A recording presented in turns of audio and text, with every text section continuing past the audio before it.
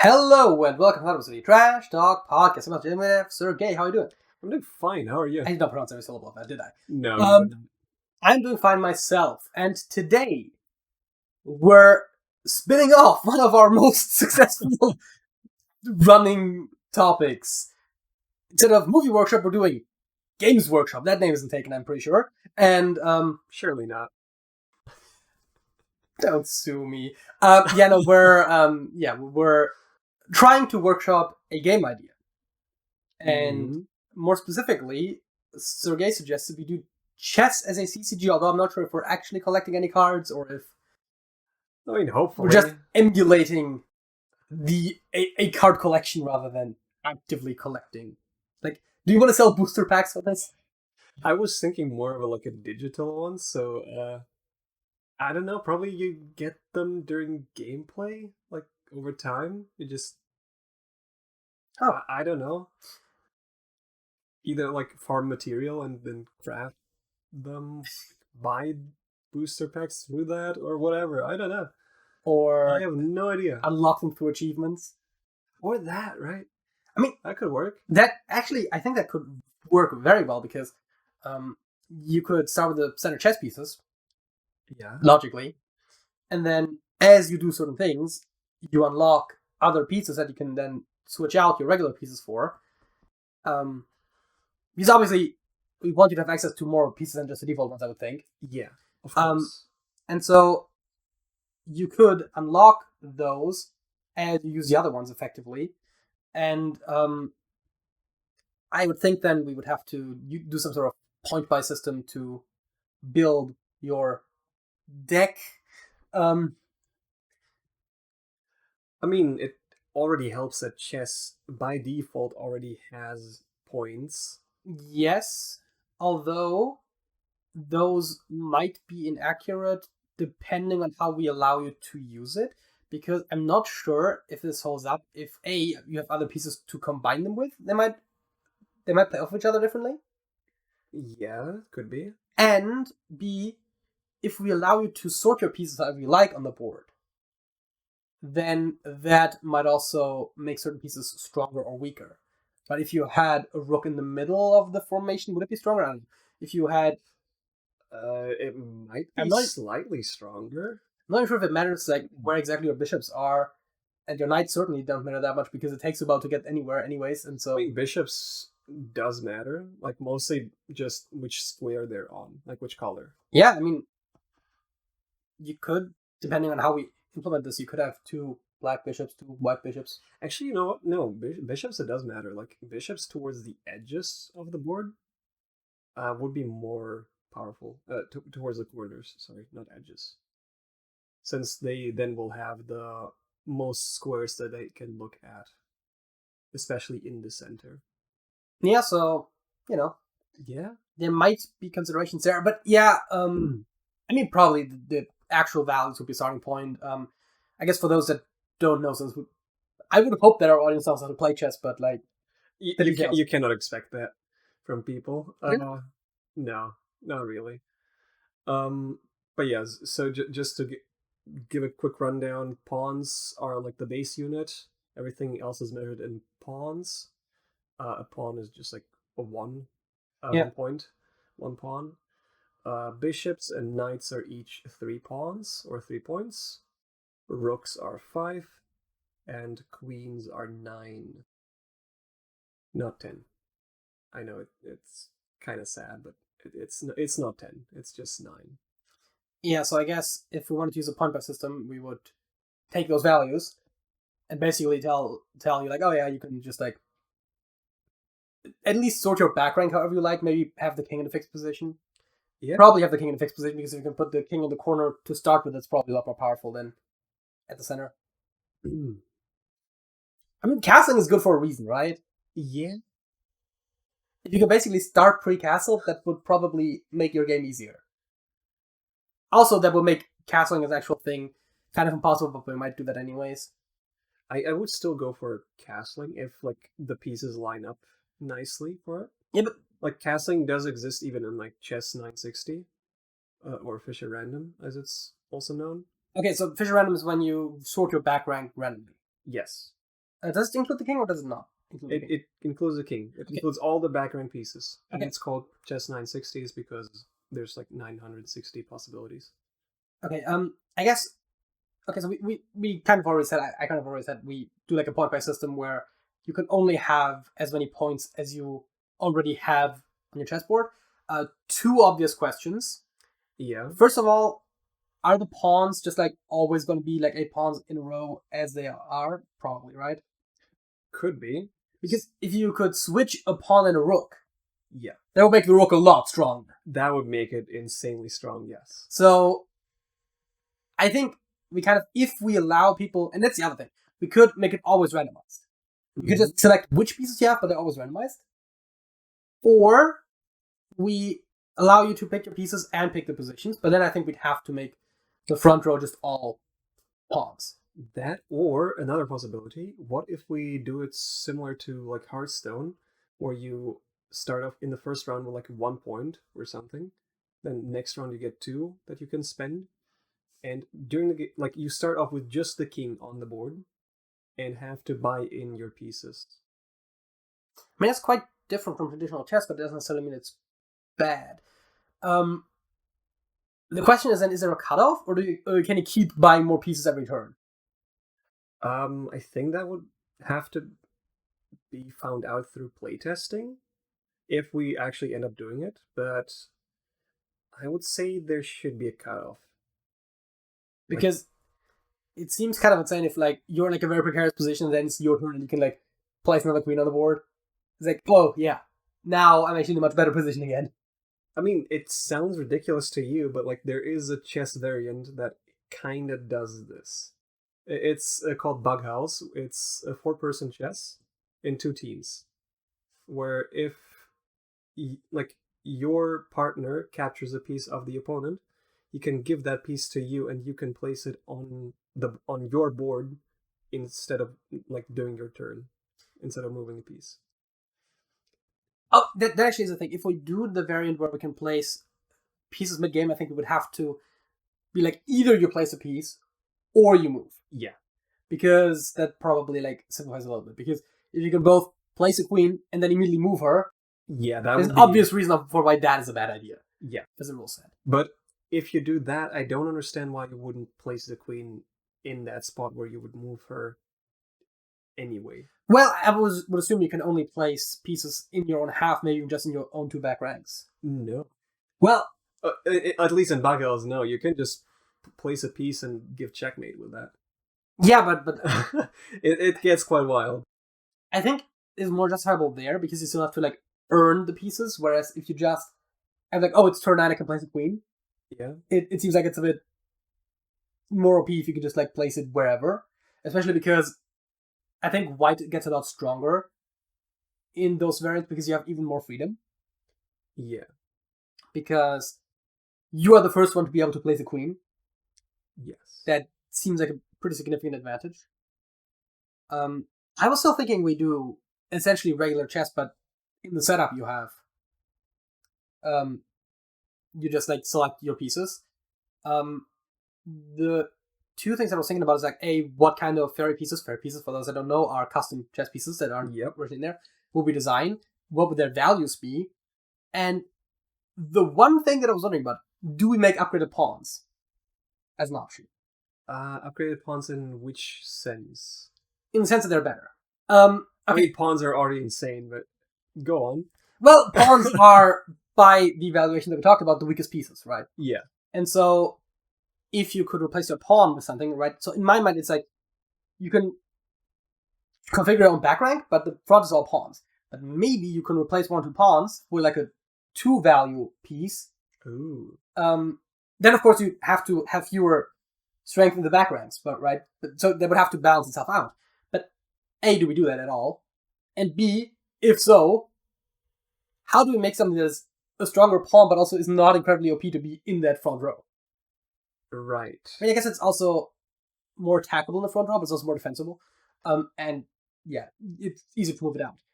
How about allowing pawns to capture forwards as well? That would be a very straightforward way to make it more powerful without making it too much more powerful.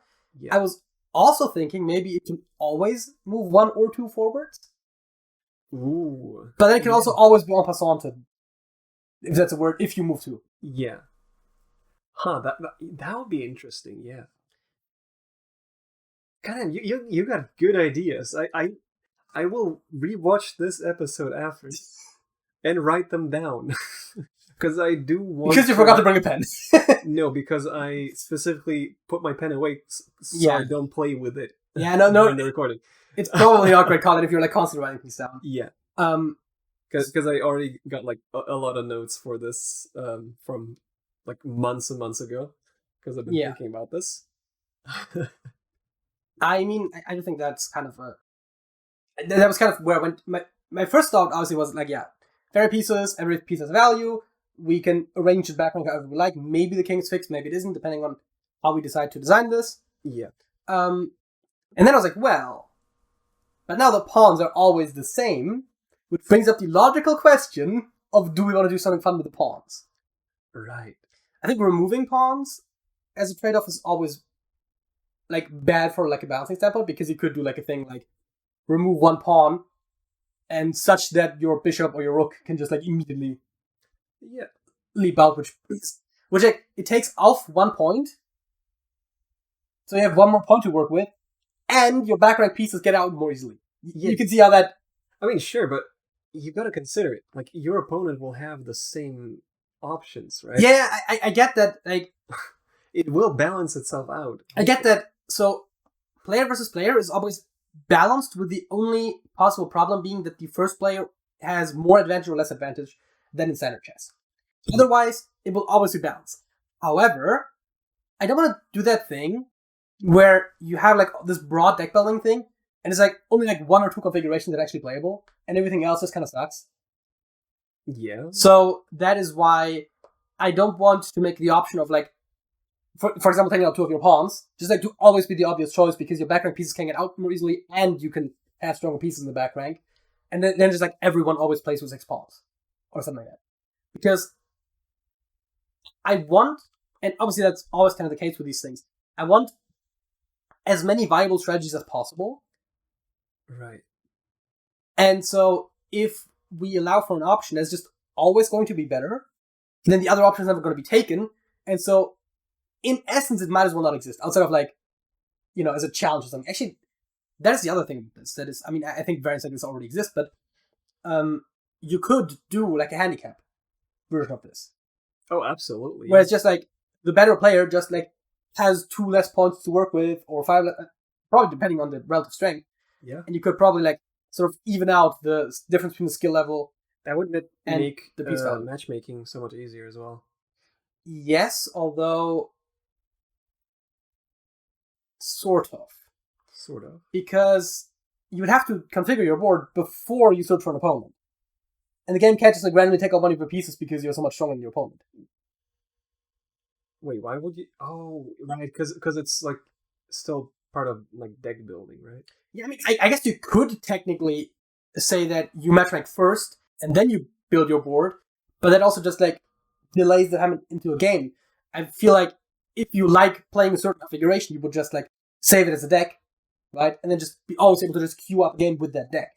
Right. That's how those kind of games tend to work, right? If you sit down at a table to play Magic with someone, you bring a deck. You don't like bring a box of cards and then at the table decide what you're going to play. Right. I was thinking in this like 2-step kind of way, deck building thing, where you have like a deck of like the cards that you will have available during the game. Yeah. And then at the start of the game, you first like build up your like starting position from the cards that you have available.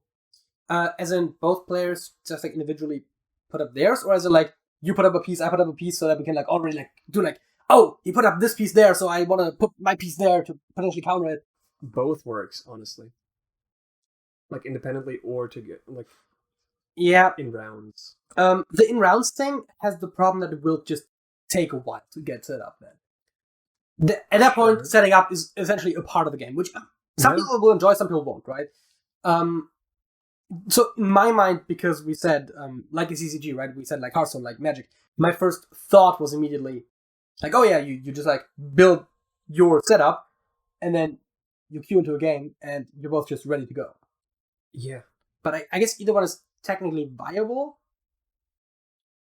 Although it does get into like some weird situations where if we do base the amount of points you get based on your relative elo, then you get into a situation where you want to play this piece and you only realize too late that like actually that 2-piece combination you wanted to play doesn't work because you don't have enough points to like pull it off towards the end. It's not like super big of a problem, it's just like you have to pay attention to that. Yeah. Yeah, I guess it does work. I guess we've already kind of come up with a lot of different versions, but not with like one definitive one. We have you build your deck and queue into a game. You have a selection, but then you queue into the game and then you set up. Yep. We have you set up round for round as your opponent's setting up, and we have you set up as you're playing. Yeah. So we already have like 4 different versions of that are theoretically plausible. It's great, right? Like lots of playtesting to do. I mean, yes, for playtesting certainly, but for the final product, you kind of have to set on one, I think, because of course, otherwise you run to the problem where you have like 10,000 game modes and you try to queue into a game and there's like no one else is trying to queue into the same type of game, and so you just like sit there waiting. And also, this is somewhat remedied by like automatic bot opponents or something, but like you don't want that. Ooh. That'll be tough to write a bot for that. I mean, they're pretty good chess bots already. Yeah. So if you can get access to one of those, not as in you just can send commands to it, but like you actually like have the code for it basically, you could probably modify from there. But man, it's so complicated. Yeah, I mean, sure, but like you could probably, at least theoretically, like build on Stockfish to like be able to play with fairy pieces of it. Obviously, that's probably the trickier part. I mean, there is an open source variation of Stockfish specifically for fairy chess. But man, it's still gonna be rough. I mean, if you have that and you use the pre-built deck version, you could just have like a list of pre-built decks that the AI plays. And then the AI doesn't have to make deck building choices, it just has to make gameplay choices. Yeah. That could probably work. Like you just randomly roll a deck and then the AI can play it. Yeah. Because obviously you would want to roll decks, because if the AI always plays the same deck, then that's kind of boring as a player. Of course, against AI more than once. It's like the AI always just plays standard chess pieces. Yeah. Okay, so how about special effect cards? Like spells? Like spells, yeah. For example, shuffling like the 4 corners around. Like the 4x4 tiles, whatever, on the board. Like just randomly. Might end up with you yourself being checkmated accidentally.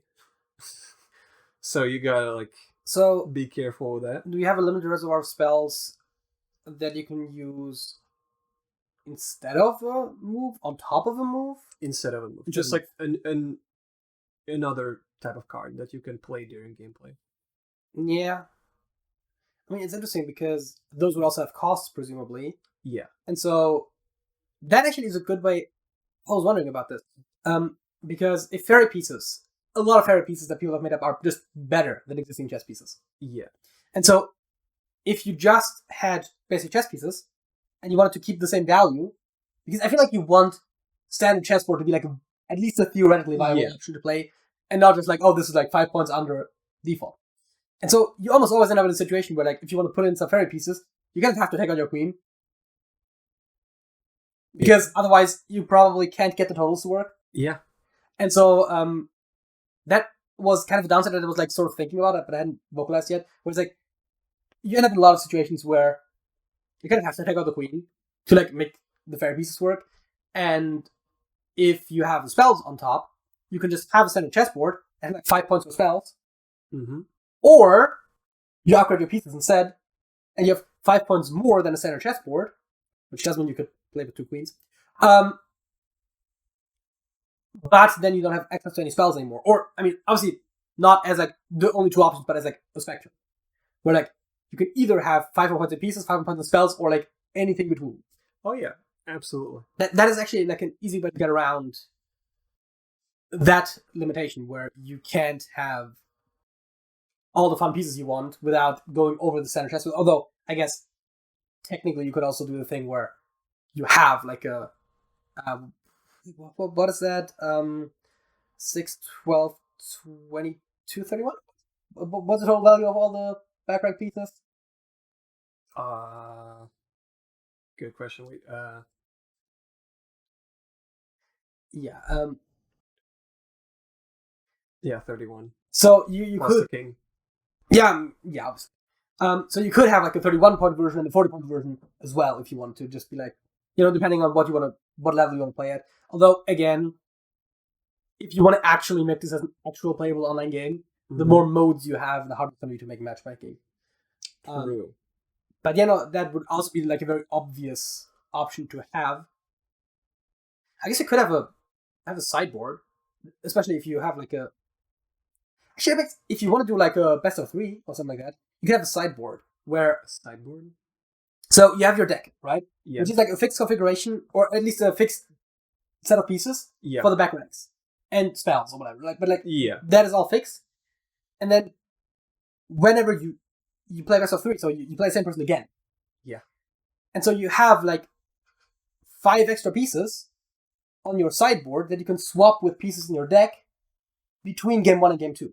Oh. That's how Magic tends to work, right? So most Magic matchups are best of 3. Yeah. And you have a sideboard of 15 cards that you can swap cards in your 60 card deck out with between the matchups. You still have to, at the end of the day, be with a legitimate deck, which is to say, like, you can't have extra copies of cards. Like, you can only have 4 copies of any given card, and so you can't have a 5th copy in your sideboard. Okay, yeah. Or anything like that, but you can, like, switch out what cards you have, essentially. So that would be... Wait, as a matter of fact, Yu-Gi-Oh! Also has sideboards, right? So, like, this idea... No, the extra deck is something else. I think it also has sideboards. Anyways, the point is that that sort of concept could also be used in this case. I mean... That could work. We are just stealing ideas from card games, obviously. Absolutely. But that's kind of the idea. So you could have like a 5-piece spell sideboard where you can like be like, okay, I actually like this person wrecked me because I have this piece, and I can actually switch in a piece that is like better at countering that. Yeah. I don't know right offhand if that actually makes as much sense. I mean, spells certainly would have that kind of property, but like I don't know if there are any like chess pieces, fairy or otherwise, that would like logically be better against certain pieces. I guess knights are sort of the best at taking out queens because not necessarily. But you can be in a situation where the knight can see the queen. Theoretically, yeah. But like a rook or a bishop, if a rook or a bishop sees the queen also sees them. Whereas a knight can see the queen without being seen by the queen. Yeah. So I guess there are like some situations where, I mean, obviously, often when you take a queen, you don't do that by just like sneaking up on the queen. You do that by like forking or by like having protected pieces or whatever. But like, yeah, in theory, you might have pieces that work better against other pieces. So you might be like, okay, they have this piece that really wrecked me in the first game, and so I'll switch up for the second game, and so that could also. I mean, it wouldn't be necessarily like specifically against other pieces, but just like the configuration that someone plays, like the position. Yeah, that too, right? Even just being able to like be like, oh yeah, they're really effective at attacking the center, so I put my king to the side. Yeah, like for example, even just in standard chess, knights are considered better in close positions where there's like lots of pawns that don't move, that can't really be attacked because they can just jump around that. They can just jump over pieces. And bishops are considered much better if the position is very open, where there's like lots of open lines. So that kind of stuff, that can absolutely work. So yeah, sideboarding would make sense as a practice. It would make a lot of sense if you play best of 3. Yeah. Right. So I guess despite the fact that we've come up with multiple variants that haven't really narrowed down too much on one, but the one thing that we really haven't talked about at all, outside of my idea for better pawns, is actual fairy pieces. Like, what specifically kind of fairy pieces do we want to have? I'm assuming that's something that you have notes for. I got a couple, not too many actually. I had more ideas for spells. Okay. But like one idea I had for fairy piece was like, I don't know if the name Prince is already taken or not, but something where like if your thing gets taken. By the way, I would like this chess variant to be like old school chess where you have to actually take the king to win, because you might throw in some spell or whatever to like break Okay. the checkmate. If you take the king, the prince then becomes the next king, so you continue on. It would be a very expensive fairy Yeah. piece, Yeah, I but that was would gonna be say the it's very idea. powerful, but I guess Yeah, the prince then would move just like the king, possibly. or at the very least, he wouldn't have a lot of extensive movement. Right? You wouldn't just like have him move around like a queen. So by the time he turns, you don't have a lot of control over where he is relative to your opponent's pieces, Yeah, because you can't just be like, well, as you're putting me in check, instead of going out of check, I'm just like gonna. Oh, if we play with taking kings, I guess you don't have to break a check then, right? yeah, If you're on check, you could make a different move. yes, Because, for example, you kind of know that like even if you can leave this check, you're probably gonna be in check again the next turn anyways. And so you instead just like slide your prince away or like try to protect your prince because you know that your king is basically lost anyways. yeah, So that also adds some depth of strategy there. Okay, yeah, no, I'm definitely in favor of that, but again, it would have to be. I guess the main thing would just be like how expensive is this piece. yeah. I mean, if you want to have a trap variant for spells as well, you could, and this would probably have to be very expensive. Um, you could have a hidden prince Yes, that was also as an a idea I spell, was going to mention. where you before the game starts, you designate one piece Yeah, as your prince, but your opponent doesn't know which one. I guess I would probably have to know that you do have the hidden prince thing because I'm assuming that actually is not a question. Like, do you know what spells your opponent has? maybe, I don't know. I would intuitively I would almost think so, which is unusual for a card game, but obviously in chess you know where all the pieces are. Yeah, So it would make sense to, because if you look at the board, you can already tell like, oh yeah, my opponent has like 5 points left over, and then they have like a spell. You might have like a decently good idea of what a 5 point spell is most likely to be. yeah, So you might as well just like show the spell, and so they would know that you have a hidden prince, but they don't know which piece it is. Then the other question then is, does it get announced if the prince gets taken before the king? The hidden prince specifically. The regular prince, of course, you would know. probably not. Okay. Like that would make the. I think that would make the game more exciting if it was not announced. So you're like, I'm taking your king. Maybe the game's over. Maybe you still have a prince somewhere. Yeah, We'll see. Yeah, I mean, I can totally see that. but okay, I do like the idea of like the spells that are being cast. I kind of assume the hidden prince spell, whatever, is a spell and not like something you do before. I was kind of thinking it's a before thing, but I guess you could cast it as a spell. The problem is, I mean, I'm already thinking about this a little bit in terms of lore, where it's like, you can't just turn someone into a prince. I mean, I guess you could. That's a Why called not? adoption. Yeah, you do. But yeah, no, and then the other thing is that obviously, the later in the game you cast it, the fewer pieces there are that it could still be, Yeah. right? Because it presumably is never gonna turn an already taken piece into a prince, because that would just be like a dot. And given that the hidden prince, in my thoughts, is more expensive than regular prince, Yeah, you kind of don't want it to be a dot. right. So the earlier you cast it, the more random it essentially is which one is chosen just by like virtue of number of options. Right, yeah. Okay, but going away from the prince, how about just like buffing specific pieces in general? Like allowing one piece to just like go like one square further outside the board, for example. So as in, you can apply upgrades to existing pieces. Yeah. I'm not sure if I want upgrades to pieces or if I would rather have upgraded forms of pieces. The distinction being that if you say have the like can go beyond the board upgrade, then you could apply that to any piece. Whereas if you say, well, there are specific rooks that can do that and no one else, actually rooks would probably be one of the more powerful ones to have it. But like you only have bishops that can do that, right? Where it's like, then that might be a bit different. And if it would be a bishop exclusive upgrade, you might as well just have it be a separate piece. That makes sense. So I would think that might just be different pieces. I don't, because you also, I'm trying to think. You want to keep it simple enough that a player can fairly easily tell what's going on, right? Yeah. Now, granted, not necessarily like a regular chess player that like is playing this for the very first time. Obviously, there's gonna be. I mean, obviously, you want a tutorial, but like you might have to like Yeah. look at every piece and whatnot. But like once you play the game for a while, you kind of want to have an idea of what's going on.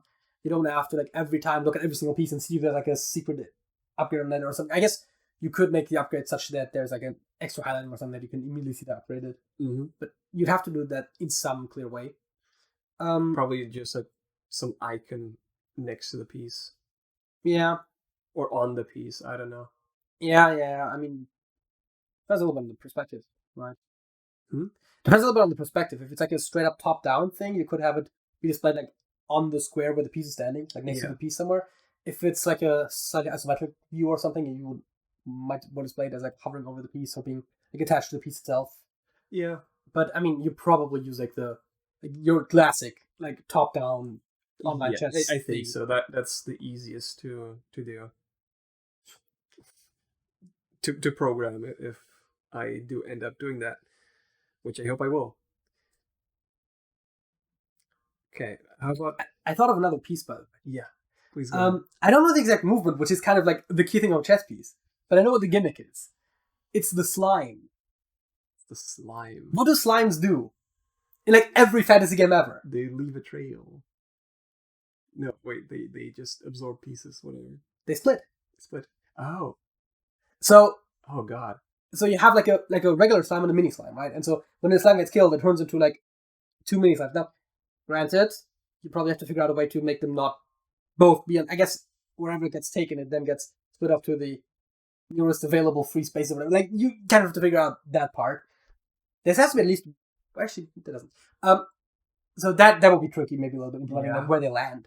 But so you would have like the regular slime piece being like a reasonably strong piece that is like worth more than you would for the functionality, right? It's like I don't know, it's a bishop or something, right? It's just a regular bishop or maybe a rook or something, and it's just like it's a regular bishop. Essentially, I mean, obviously it has a piece, but it functions like a regular bishop, and then if it gets killed, it turns into two pawns. Mm-hmm. Some to that effect. I'm not 100% in the specific thing, but like, or like, it starts out as essentially a bishop, but then it turns into a bishop that can only move one square at a time. It's not super useful, but it's better than completely losing the piece when it dies. Right? Yeah. So it's worth like an extra interesting 2 points or something over what a regular bishop is worth. Yeah. Obviously, it doesn't have to be bishop specifically. I don't know what piece you would do it to. Obviously not the queen. You don't want to make a more powerful queen, probably. Probably not. But you could do that for like, I think bishop or rook-like behavior would be the default. You probably don't want to make it a knight. It's maybe a little bit weird because you can't really make a mini knight. And then the mini version can only move like 1 or 2 squares at most with the regular movement patterns, but it's just limited in range. This might be a little bit more dangerous than I'm thinking of it right now because it also means that when it gets taken, you have one more piece rather than one less piece, which might mess up some of that. And also, I'm not sure. Interesting mechanic. I also don't know how much I love the fact that it would have to like randomly be placed on the board as close to the corpse as possible. Because, well, you had some randomness in spells as well. Obviously, one of the things about chess is that there's no randomness. Yeah. It does seem like we're abandoning it to some degree, so it's not like strictly speaking a problem, but obviously I think you want the piece to be somewhat predictable. We could make it a rule like where like it splits along the axis that it was cut in. Yeah. And like if there's just no space on that specific square where it would be placed, one of the smaller pieces, it just doesn't get placed. Yeah, that's probably the easiest way, but the problem, I guess you would want to then intentionally use it in such a way that it as rarely as possible is in a situation where it just like couldn't produce any splits. Yeah. It would add more strategy to it. Yeah.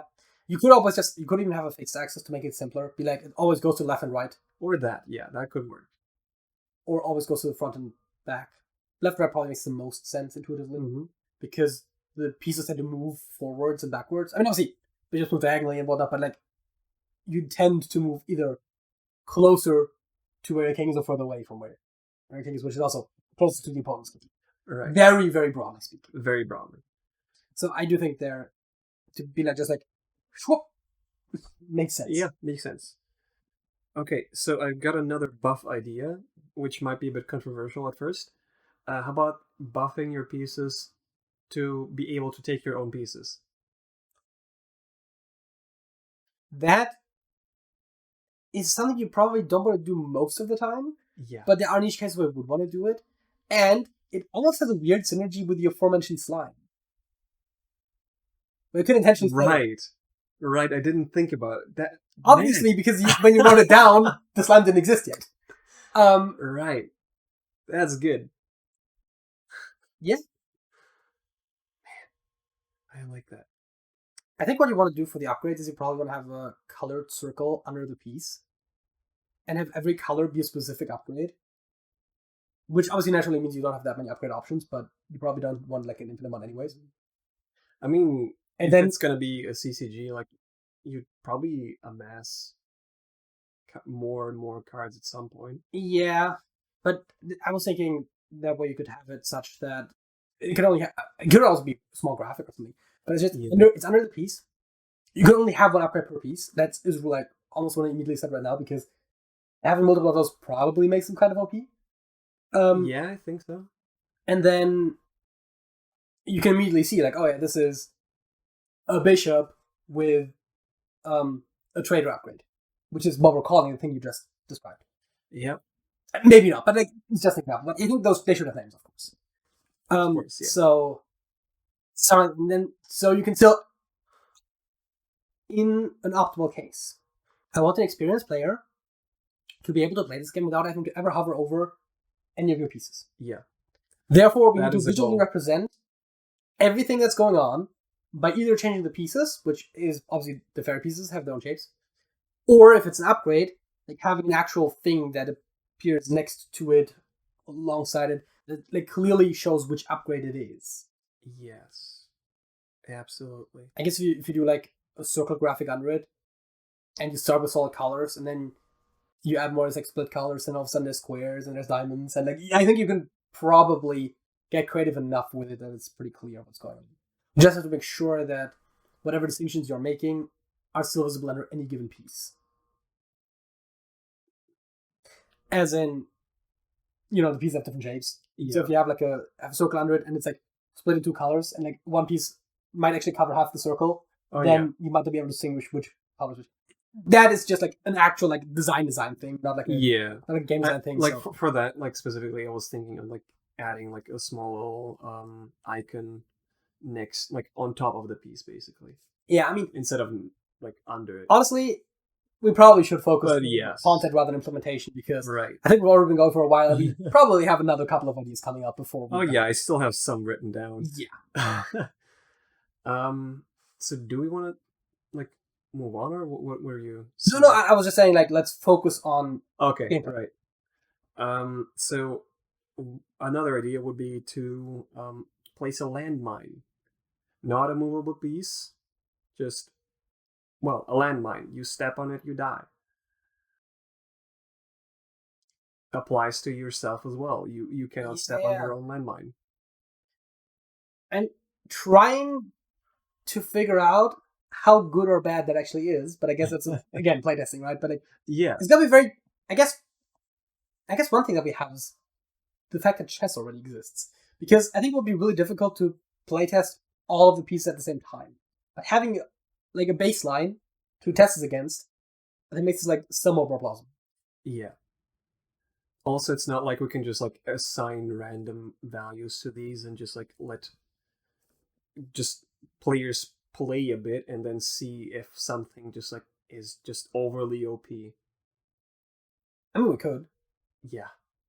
Probably honestly a better idea than just trying to perfect it from the get-go. Yeah, but also people hate it if you nerf their favorite thing. Oh yeah, of course. I'm just waiting for like the inevitable patch where it turns out that we have to like make bishops more expensive. Yeah. Because I feel like inevitably there might come a point where actually using the default values doesn't make any sense anymore because of Yeah. either like a combination of pieces or like certain upgrades with certain pieces. Mm-hmm. It just turns out that like one of the default pieces actually is a lot stronger in this than it is normally. Therefore, it actually has to cost more. Yeah. I mean, that would make sense. I mean, as long as you can still build a standard chessboard with the normal allotted total, I'm fine with it.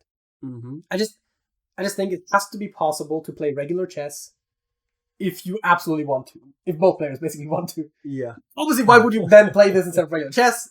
Sure, of course. But I also think that when you start the game for the first time, you would probably start with a regular chessboard. Yeah. And then earn the other things. Or maybe you unlock packs or something if you want to actually have like an expansive list of things. Exactly. I was thinking first, if you have been mated 10 times, well, that sucks. Then you get your prince, right? Like that sort of thing. Where Yeah. like, if you are like doing a lot with your pawns, you get different pawns, right? Like that sort of thing where like as you use a piece more, like either by like I guess for like the background pieces, you could have like one version where it's like capture 10 pieces with this particular piece, checkmate with this particular piece. Right? Right. That's sort of quest thing, and then obviously with the king, there's not a lot except getting it taken, like as in losing the game.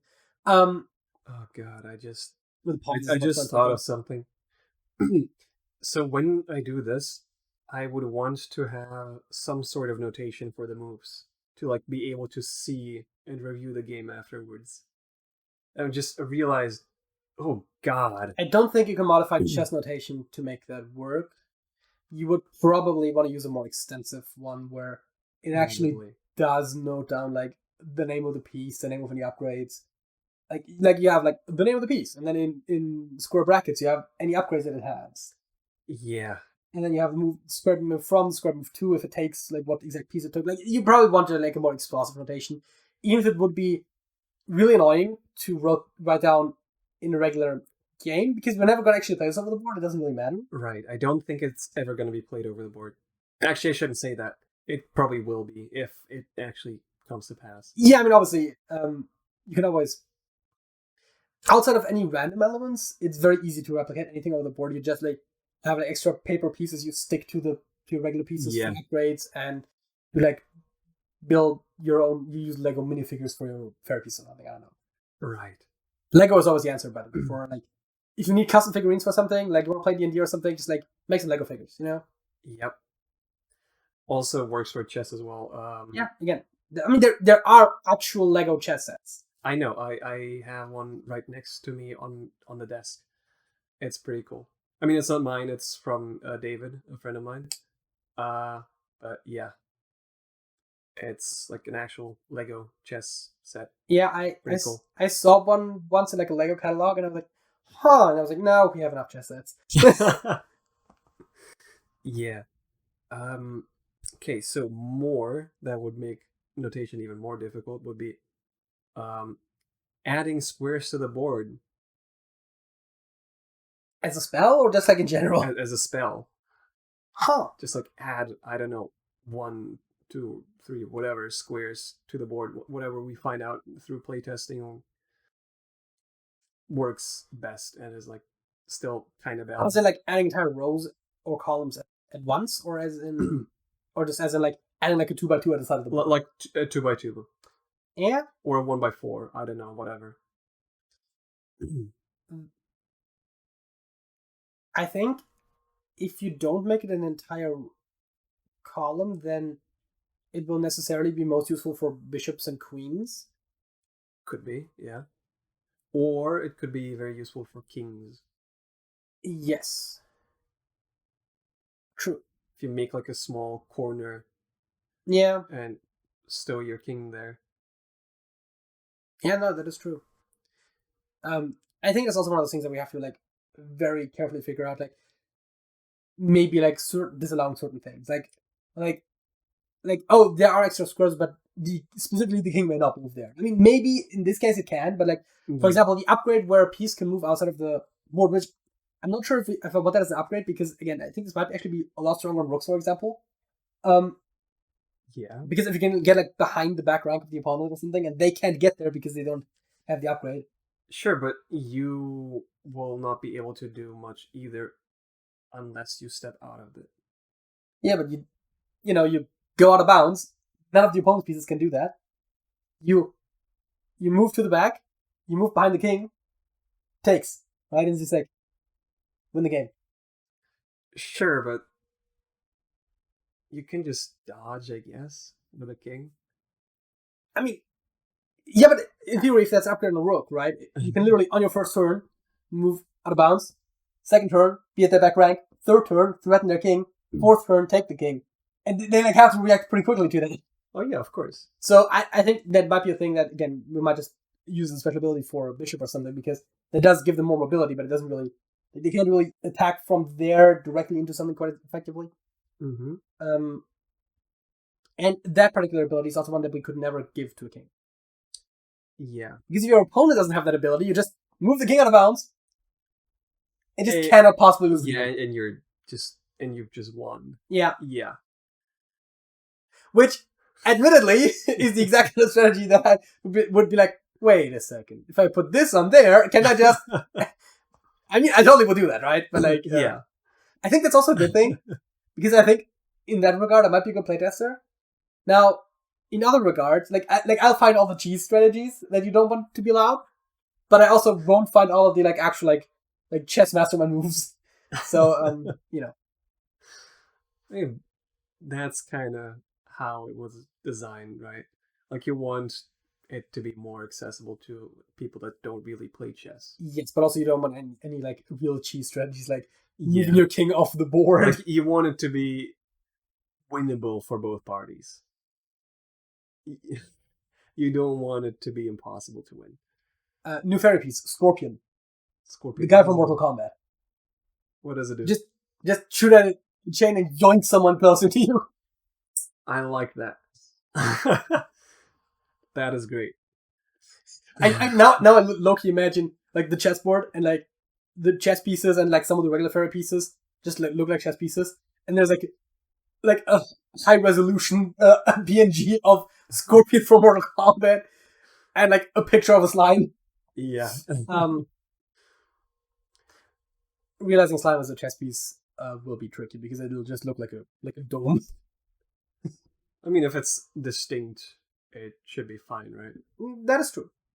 I've also been thinking of meme moves that have been kind of established on the internet. So you want to add a nook to your fairy pieces? I mean, that one is pretty obvious. No, I was thinking more of the El Vaticano, which is supposedly a special move. If something about the bishops, I'm assuming? Yes. If you have two bishops with two spaces in between them, they take the two pieces in between each other. Which could be fun. I don't know. The problem is, I wouldn't want to allow that by default, and then the question is you wouldn't even spend a single point on being able to do that at any point in the game because it's too niche of a situation. So it's one of those things where it's basically impossible to balance this as a special ability. Yeah. But just allowing it by default just means that it's not really chess anymore, even if you just use regular chess pieces. And I feel like one of the things that I would want is that, again, right, I want you to be able to play a regular game of chess without any shenanigans. If you so choose. I was thinking of adding that as a passive ability. That's just you get it at the start of the game and it's just active throughout. Yeah, but again, right, would you even bother to spend a point on that? Maybe. I mean, I guess if you can configure where the bishops start, you might be able to specifically set them up in such a way that it's more easy to pull off. Right. You know what? Maybe I'm in favor of this because of I like building janky decks with really weird strategies that are great when they work, but really just have a 30% win rate in reality, because sometimes I just like some jank. Okay. Yeah, exactly. And the more there is, even if it is not really used that often, somebody's probably gonna find a way to make it fun or to make it work. Is there a limit on how many copies of a certain piece you can have? I don't know. Probably not, except for the king, maybe. I mean, yeah, obviously no extra kings. Yeah. I mean, it's not the princess, essentially. And you probably would limit the prince to one as well. Yeah. And you also can't have an actual prince and a secret prince spell in the same deck because Yeah. we don't want you to have to take your opponent's king like 3 times. Right. But yeah, no, I was just thinking because obviously if you have more bishops, it's going to be a lot easier to pull off. So the actual Yeah. jank strategy is like all bishops and then stock up on spells and passive abilities. Oh, that's amazing. Yeah. Stupid. I love it. Exactly, but like that's why, right? Like that. Yeah. Right. I think there was. We might still consider at some point having like some limit, but I do like the idea of the limit at least not being 2. Where it's like, if you want an extra knight or an extra bishop or an extra rook, like you can make that work. Probably like 4 is decent. Yeah, you probably don't want someone to actually play with 7 bishops. As much as I kind of love the idea.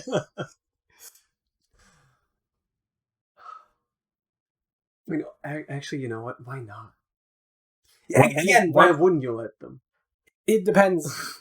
Like, it depends on if it ends up creating some actual like serious balancing problems. Possible upgrades. Is moving through your own figures too strong of an upgrade? Like through your own pieces, just being like, all of your pieces are effectively transparent to this. Oh like, yes, that is insane. Okay. What about the inverse? This piece is transparent to your pieces. Like you just like have a. There could even be like a thing that's specifically for pawns. Like your rook may move through this pawn. I guess that's even stronger than not having a pawn there, like I said briefly. But yeah, that is. If then I would probably limit it to not pawns. Okay, yeah, that makes sense. That again, pawns is probably where will be the strongest. Yeah. So limiting it to non-pawns, that could have some interesting thing. Obviously, they still can share a space, although I guess really stupid question. Like, do we have some like upgrade ability or spell that allows 2 pieces to share a space temporarily? Do our pieces have combo moves? Huh. Now I'm imagining it like you have a piece that moves fairly slowly over the field, like not like a pawn, but like maybe like a knight. Mm-hmm. That can like yeet a piece in front of it. That would be funny. I also had another idea. Maybe you can move 2 pieces on the same square, but you can only move the piece that you last moved on there. So like they're stacked on the Yeah. That checks out. Although it would be even funnier if you could still move the bottom piece and the top piece would stay attached. But that would probably also be one of those things that would end up being OP. That would be very OP. You put a knight on top of a rook, and you just use the rook to move the knight around until you like hop off and take a piece. Yeah. It's funny, but it's probably not a good idea.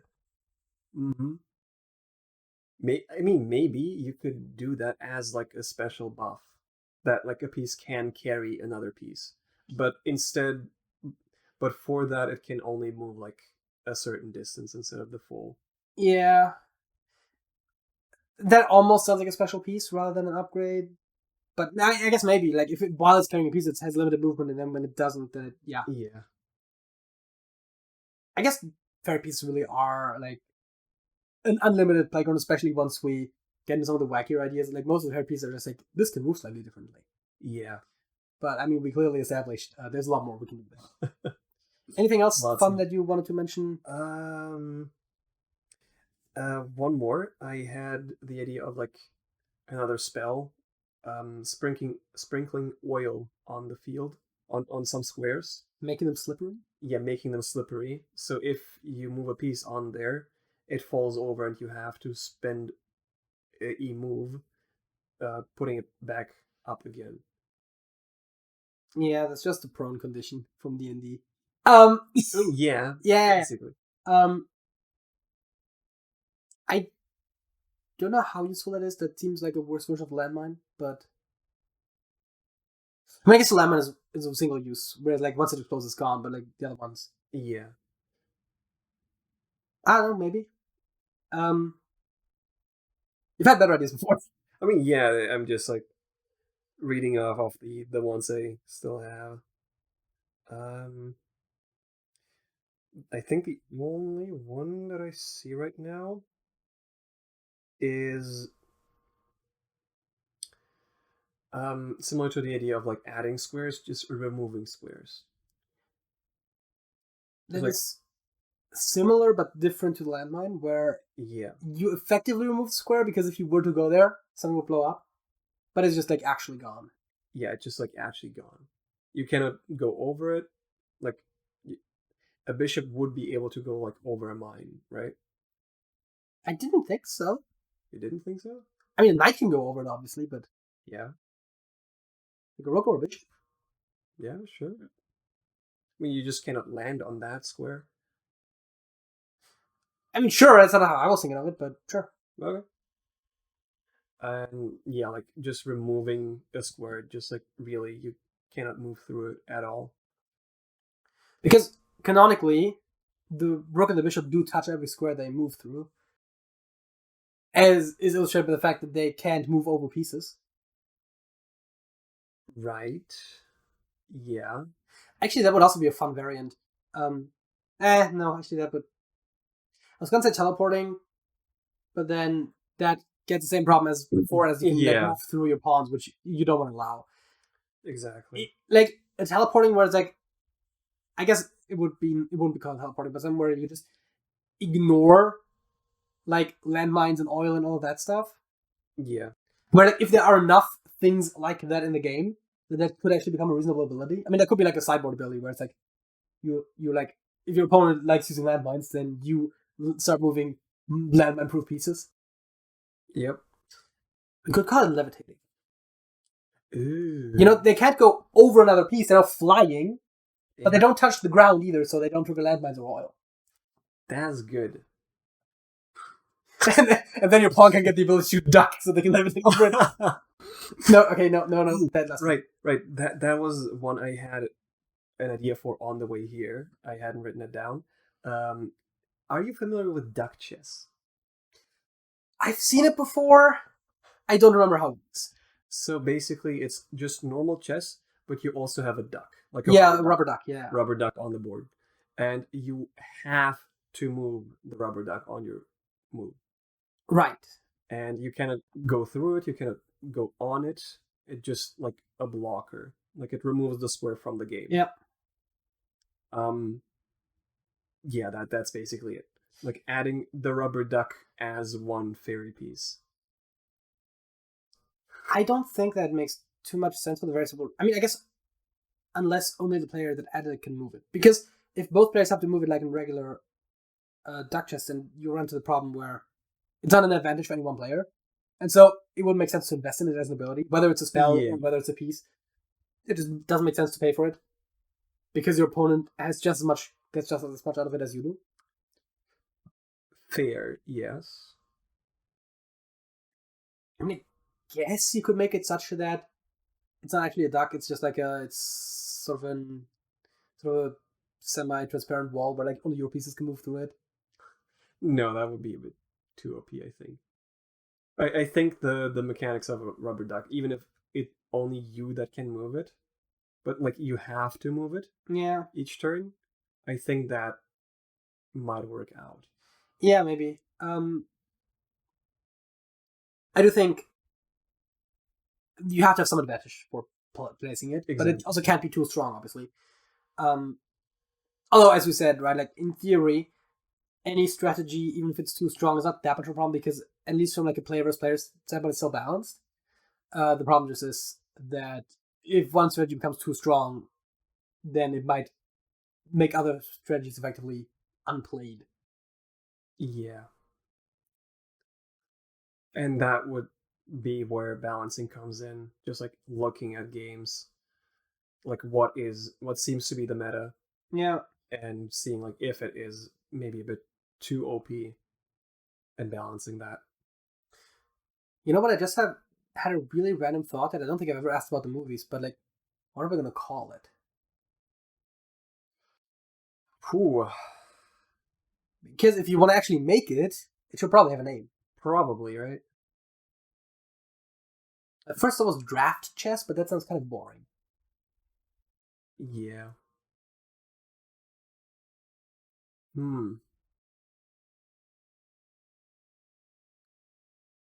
Chess 2.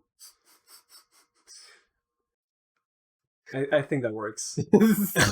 I'm pretty sure there have been other games that have called themselves chess too, but yeah, no, it's like some of those where it's like it's so on the nose that it kind of works. Yeah, I think that works. That would be very marketable. You could also make it that you get all of your pieces and upgrades and spells from booster packs, and you have to pay money to buy those booster packs, and you could call it Chess Made by EA. I think that's a bad idea for numerous reasons. Yeah. I'm not sure if the biggest reason for that is the fact that it's actually exploitative or the fact that it's trademark infringement. Good question. Yeah. Yeah.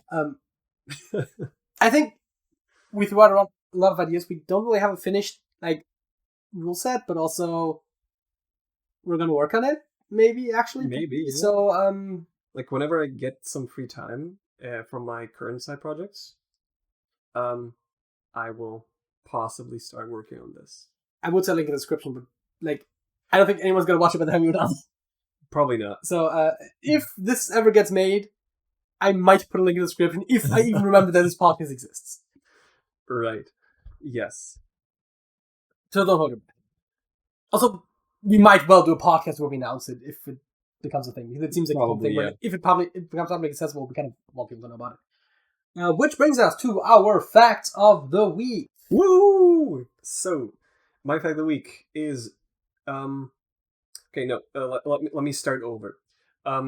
So recently, on one of the last few facts of the week that I had on here, I presented you with Linux that can run in a browser. Yes!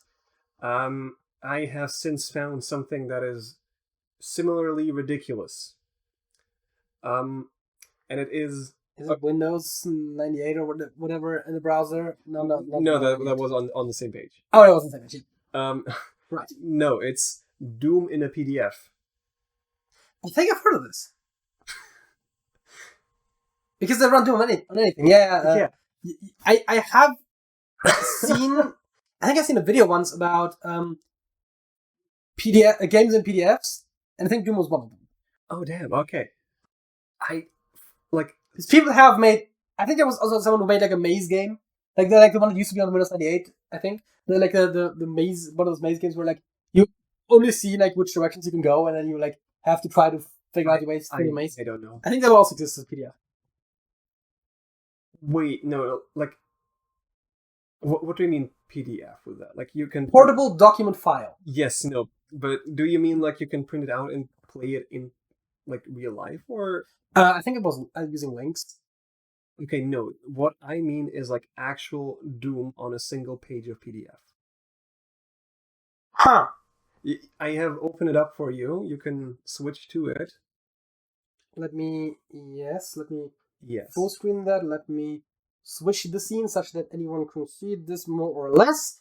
Yes. This is a single page, yeah. Yes, it is a single page, and you can actually play it. There's instructions on the page itself as well. Yeah, controls. WASD, Q for escape, Z for enter, E for use, space for fire. Okay. And you have to type in the text box. Okay. Because it is a PDF after all. So if I want a new game, I have to press enter, which is Z. Z, yes. Which episode? Well, I mean this one. I don't know. It doesn't really matter. Choose skill level. Well, I mean, let me just quickly Yes, I mean it's demonstration purposes. Also, it's in a PDF in black and white. Wait, but that also means that if I'm not pressing anything, nothing happens, right? I mean, the animations still work, but do enemies move? I think so. Yeah. So if I were to,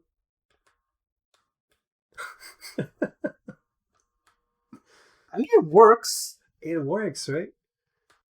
Kind of crazy. I don't even want to know what happens if I were to go backwards in the string and start actually changing the past. I don't know. I think I missed the stairs. Huh? Doom is 2D. Yeah, Doom is 2D. The height is... Oh, wait, am I taking damage? No, you picked something up. Oh, The thing is, I've never played Doom before, so I don't actually know where I'm trying to go, and the graphics are not very good. It is hard to see. I mean, those are walls, I can tell. Yeah.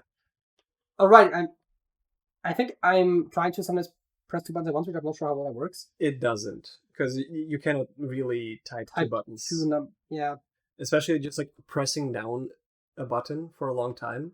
You also get in the problem where, like, you know how if you press down a letter in your text editor, it first prints it once, and then after a certain time starts printing it many times. Do doors automatically open in Doom? Yes. You have to press E for interact, I think. E for use. Or use, yeah. Oh, there's an enemy! Shoot! Which one is shoot again? Space.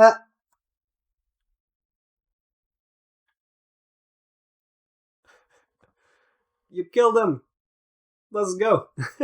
So I just killed an enemy in Doom in a PDF. Yes.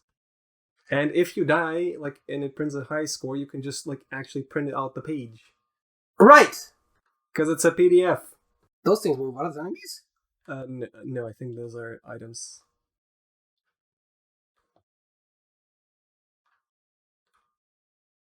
I mean, it doesn't control very smoothly, but yeah, no, it works. I was not expecting to have a Doom Let's Play in this episode. Yeah, I think we're good for now. But yeah, I saw this today. A couple days ago, I also saw a similar thing with Tetris, which I already found incredible that you can do that in a PDF. I was debating whether to put it as a fact of the week. I decided not to, because it felt a bit underwhelming. Cool, but underwhelming. But Doom, that is something. So, what is the deal? That's just like, if you don't want to use it. Yeah, so you can also use the buttons that were displayed there, but that actually does work decently well. Oh yeah. I should probably not just be staring at my screen, but yeah, you can actually do this as well. I mean, I am currently looking at a ledge, which is... Is there a way up here? I have no idea. I've never played Doom before either. I mean, if someone asks me if I've ever played Doom, I can say, yes, I did. It just happened to be in a PDF. I mean, isn't that great, right? I honestly feel like it plays almost better with the buttons. Like, holding the buttons feels smoother than just like that, right? It's just that obviously you have to like cursor every time you're trying to do something. So I'm also back in the room where I started. Yes, I don't know where to go. Yeah, me neither.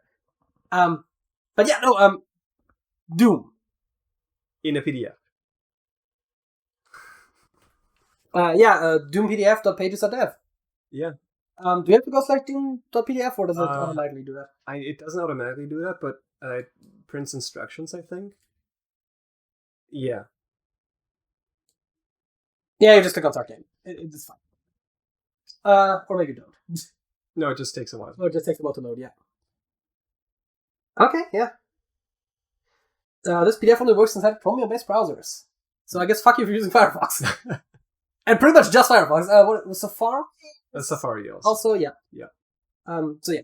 Those are the only two non-Chrome-based browsers in the world ever. Okay, it's not true. At least not on the ever part.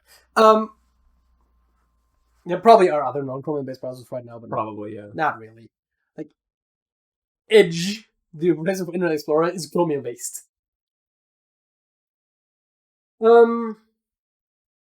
Yeah, that was my fact of the week. What is yours? Now my fact of the week feels even more underwhelming than it already did. Sorry about that. In 1870, Japan moved the circle on its flag 1% to the left. Was it off center by 1% before? No, I think it's after. Oh, so they made it uncentered. Yeah. So a lot of flags do that because when they're on the flagpole and waving in the wind, it actually distorts the proportions. Yeah. So I think France also has uneven stripe lengths. Like stripes have a different width on the French flag because when it's in the wind, they look even. Okay, damn. And I think there might be the same reason why they did this. But yes, they shifted the disc on the flag 1% towards the hoist, that being the flagpole, Yeah. or the left if you're just like looking at a picture. I mean, for this case, couldn't they just like make like the flags that go on flagpoles just slightly like longer on one side?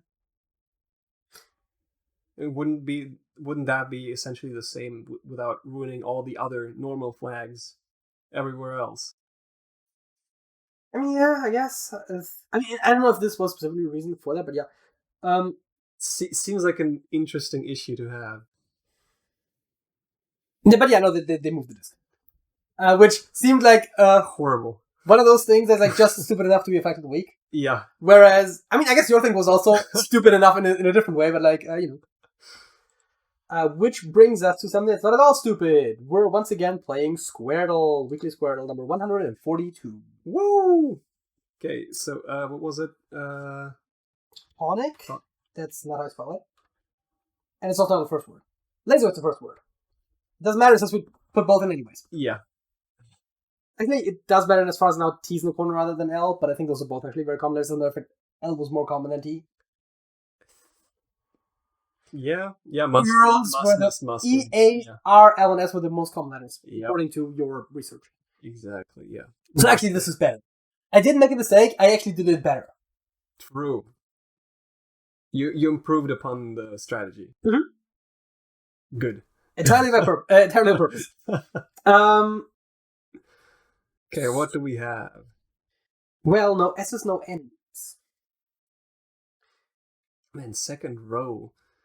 We've got a lot in there. Yes, and we have absolutely nothing in the third. Row or column. Because both of the letters that happened to be in third in the words that we used were the letters that don't exist at all.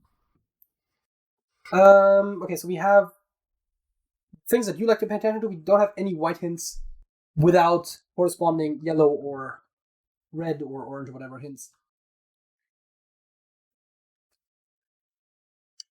Right. Yes. So, and we already know that this one can't be any of the three letters that we already know for the row. Because, why not? Well, because it can't be A because the A hint is there. Yes. It can't be E and R because the yellow hints are below it. Right. But it could be an L. Mm-hmm. With all the oranges, I completely overlooked the L. Yeah, okay, so it could be an L, but it couldn't be the other ones. That is. It kind of looks like it wants to be an L, too. Kind of, yeah. It's dangerous we to have that. two L's pointing at it. It's a good indication, not necessarily like certain, but that means that we have E and R going on one of 3 spots, and L and A going on one of 4 spots.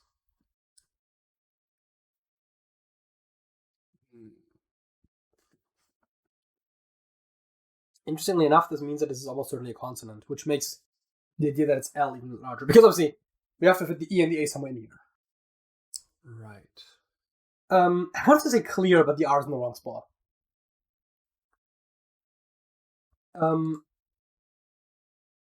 Wait, actually, about that. If L is second, then R can't be first. Because RL just, like, does not work. You don't have to worry with RL. So, then, if L is second, you probably want one of the vowels to be first.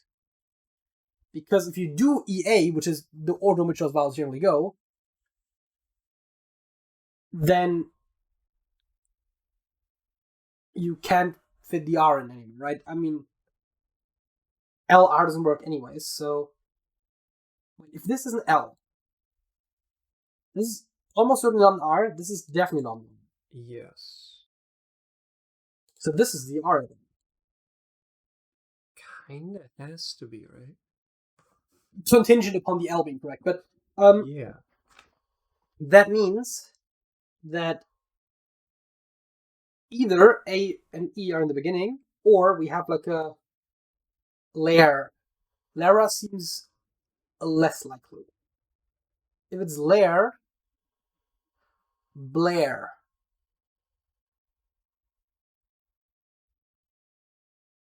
That could work.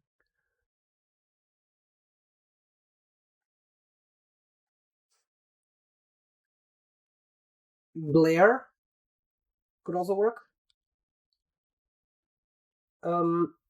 Glare, flare. Okay, importantly, is there such a thing as a Claire? Like with a C? Well, Claire is a name, but it's spelled differently, generally speaking. Yeah. I don't think so. You can do Blair, which is also a name, spelled much like Claire, but Blair as in to Blair, as in to like make noise. You can do flare, both as in to flare and as in a flare, technically. Yeah. And what is the other one I said? Glare. Glare, yeah. It says it as a look.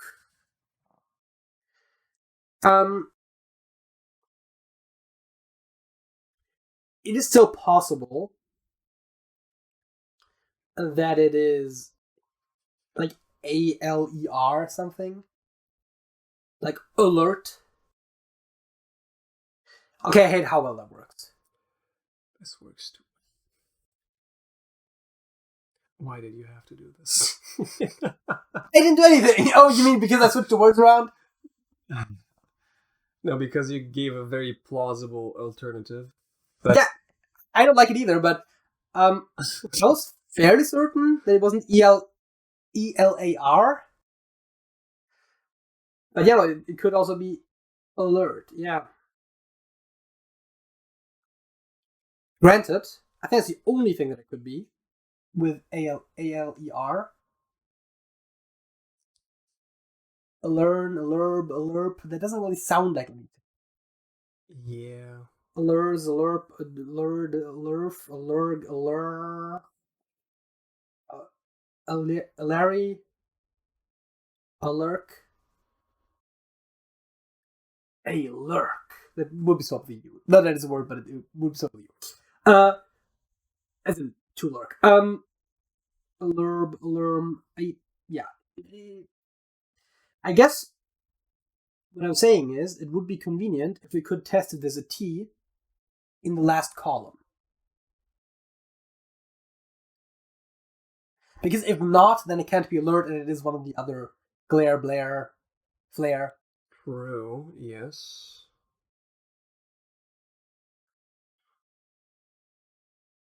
So we do want to have a T at the end. Preferably, what yes. I'm hearing, yes. I also like to test for you, generally speaking. Yep. Important matter. Haven't tested it yet. And I mean, I guess we could do O in second just to see if we figure out where it goes, but we don't have to. I wouldn't want it in second, actually. Because we know for sure that one of the places we're going to test it on will not be correct. Right. Speaking of first, that's the same problem. Yes. Fourth could be good. Yeah. So you want something an ought? Yeah. How about putting it in third, though? Third also works. Because then we could do something like clout. It doesn't have to be specifically clout, but it like, you know, OUT is very, seems like a very plausible thing to do. Yeah. Clout specifically I don't love because we already know we need an L in that column. It doesn't like super narrow it down. Although it does also try an L here, which it could technically be, even if I find it very unlikely. Actually, not super unlikely.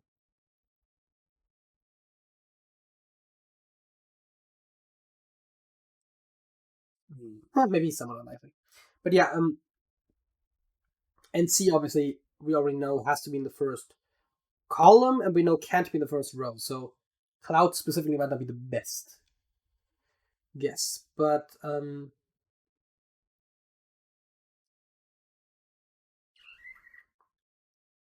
trying to think if there's anything besides L that goes with OUT. Yeah, it could be something ending in OT with a U somewhere else, but it seemed like that was the most logical spot for the U to go for me. Grout? Grout. Exactly, that works. I mean, it runs into the same problem as the L, where... Actually, not quite the same as the L. The L can actually go both places.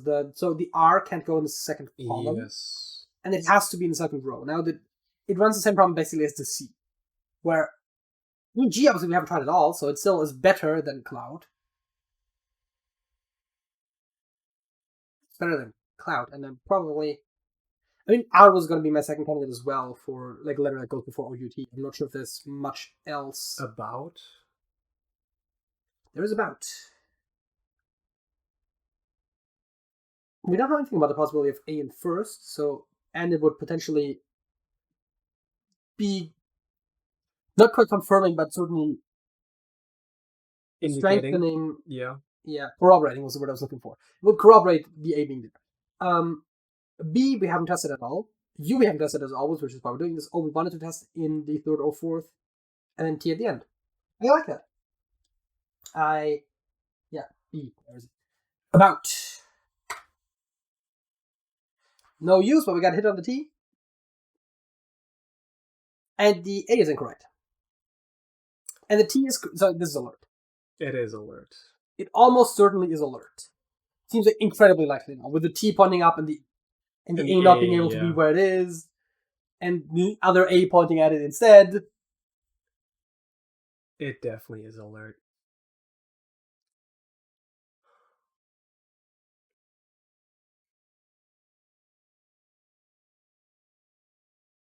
I mean, that was good to know.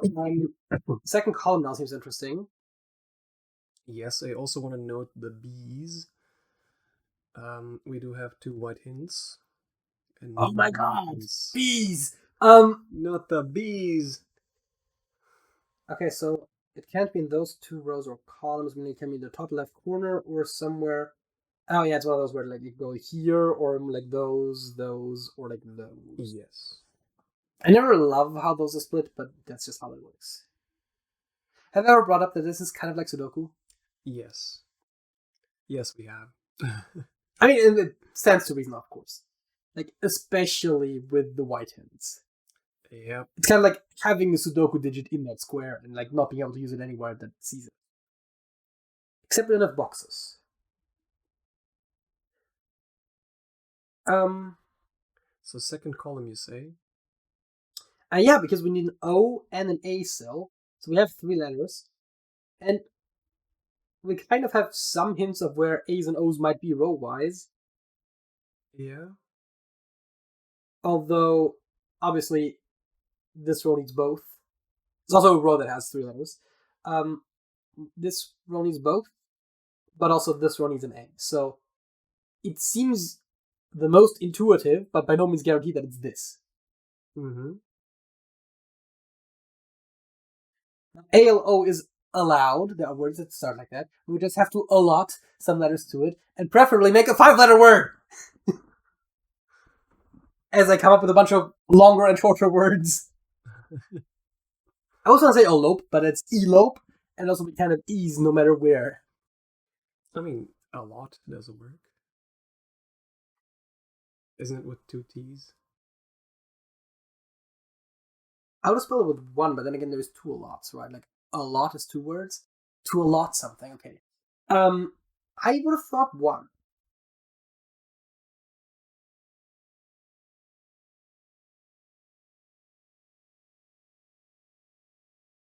Along. No ends. I already thought of that. No ends ruins everything.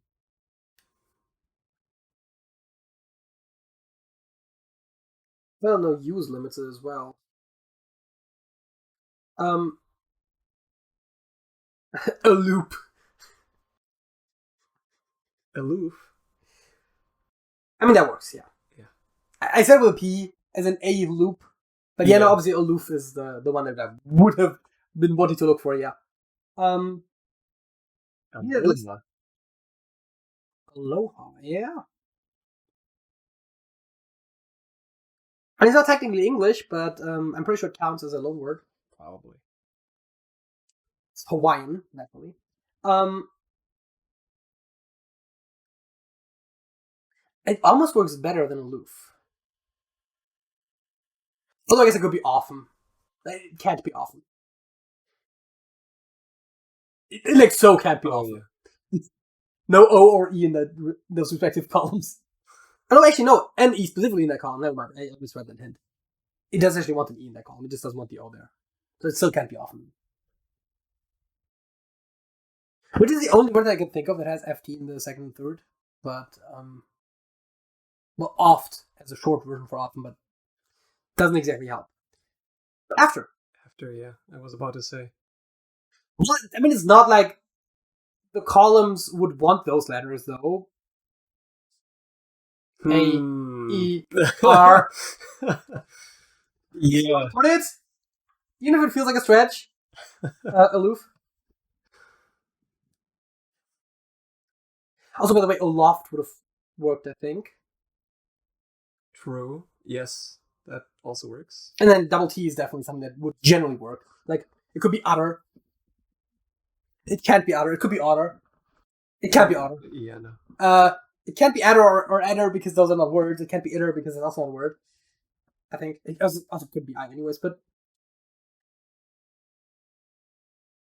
okay, admittedly saying that the column wants an A is a stretch when we already have a limit. But the rest still stands. Yeah, no, I mean it's very convenient if true. Yeah. I guess that's one of the things that's different from Sudoku. But like, if we found a viable solution for the grid, given the hints that we have, it would be guaranteed to be correct.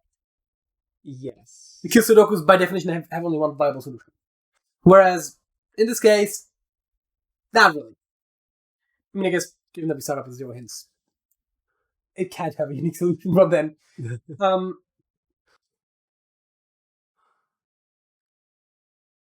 It's like you already have a solved Sudoku board, but you just like have to like scribble some squares free first. Yes. Saying it's kind of like Fog of War Sudoku. I don't like this analogy, but yes. I mean, obviously, those still have unique solutions from the get-go, because the fog always clears when you have an adjacent digit, so... I also don't like fog Sudokus that much. Wait, that's an actual thing? Yeah, no, it's an actual thing. Oh, God. Why does that not surprise me? And they have unique solutions as well, because as soon as you put a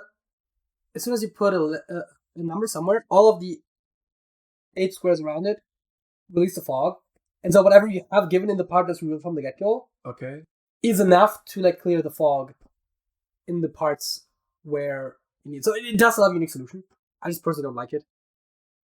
I like pretty much every other Sudoku variant, well, as long as, no Sudoku will apply. I'm not like the biggest fan of like a knight's move or like a fog color constraint or something, but the dagger would have to be. But yeah, no, but like a lot of the like Killer Cages, Thermos, Renban Lines, German Whispers, that's Rocky cool. Dots. I did one recently that had only Kropki dots and like one other constraint about like orthogonal adjacent digits may not sum to 7 or 13. And no given digits. So it turns out that one had a unique solution that is human findable, as in this human found it in 73 minutes. But yeah, I do remember solving a Sudoku that started off without any revealed digits. I feel like at this point that's like not even that unusual. Yeah. But like when I saw the dots, I was like, it's just a couple dots. And like this one constraint about the sums. It's like, how could this possibly be a unique solution? Yeah. We're kind of straying off topic though. Oh yeah. Which weirdly enough doesn't happen that often with square. Okay, so what do we still need? I in the 4th row. we still need a C in the first column. E in the fourth row. Column, yeah, that's what I called. Yeah. A C in the first column, and an A and O, and an A and a T in the third row, and an O in the first row as well. There's a lot of O's. I mean, at least two. Yeah. At least three, if it looks good. Which I guess doesn't have to be.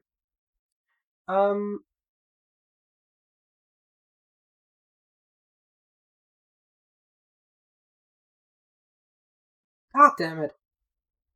I think the third row is really not as limited as it might seem. As in, either of the two positions that could legally have an A could totally work for an A. And either of the three possible solutions that could legally have a T do work for a T. This could needs a T and a C. Yeah. I'm kind of trying to think of that. Because, like, we have, right now, an A in second and last position, which I don't think is too common.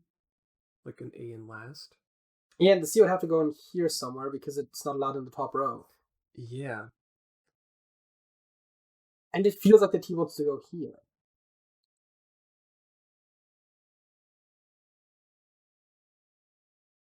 Which seems incorrect now that I put it like this.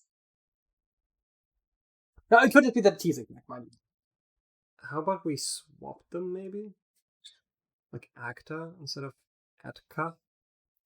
Which doesn't even sound like a... Right.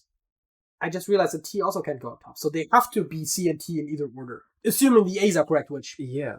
Because it is the... That still feels like a stretch. In facta? I don't know. Is that a thing? I would suggest that factum is Latin, which I think it might be. Factum might be a Latin word, and then factum would be the plural. Wait, a is the plural of right? Or is it of us? No idea. Let's see. No, e is the plural of us, a is the plural of and a is the plural of a. So yeah, no, factum, which does sound like correct Latin. So factum would be a correct Latin word. If it then is in an English expression or like a legal term of art or something like that, then maybe it actually does work. It's like a slight stretch, but it just about seems like it might be.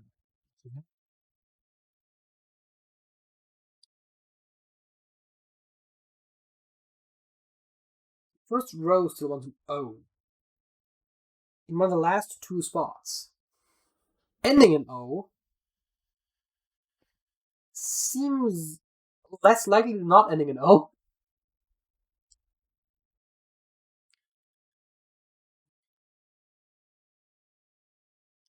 Oh gosh. The I in the fourth row, there needs to be an E and an I. The I may not go there, which means it either goes here. Yeah.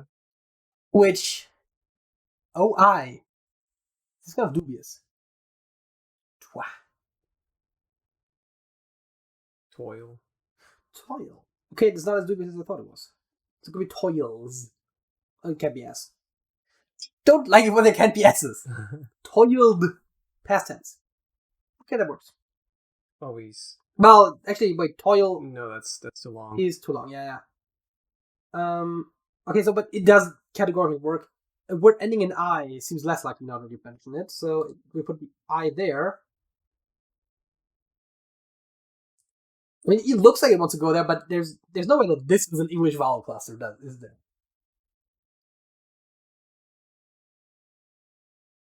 I'm pretty sure toy to spell the Y before you ask. Yeah.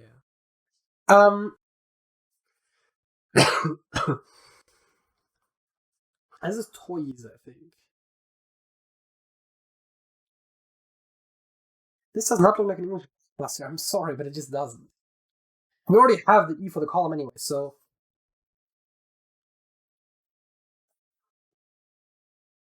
Just very dramatic to say toil with an extra E.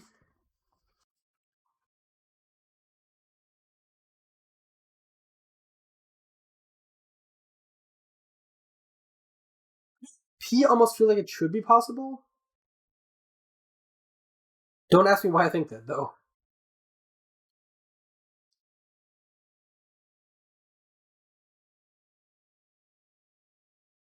I mean, L may or may not be possible.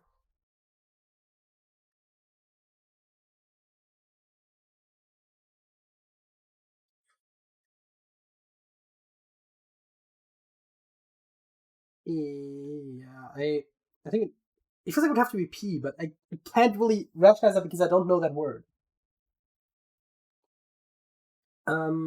Second row wants a T and an A. And the A may not go in the next spot, so it only has two possible options. T is unrestricted, except that it can't go last where it currently is listed. So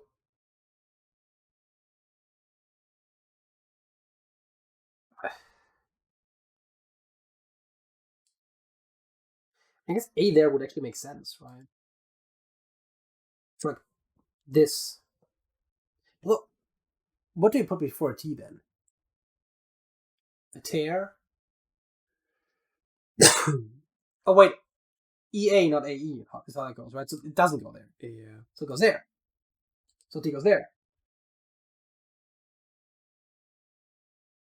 Oh wait, it's not allowed.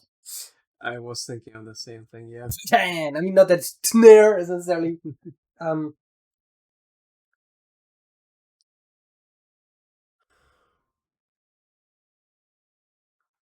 Cotab? Not allowed, though. Co-tap? As in, we're both tapping it? We're co-tapping? To co-tap? Kotar. That's an abbreviation for a game. Knights of the Old Republic. It's also not spelled that way. Kotad. Kotaz. Kotap? Kotad?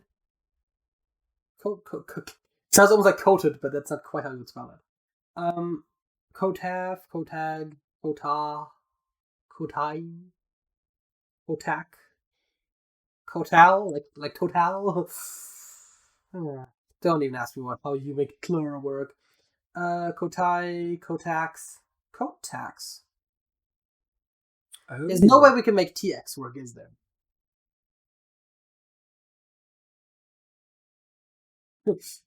Okay, I mean, to be fair, I don't think Kotex is an actual word, but it just sounds so much like it would be one. Yeah.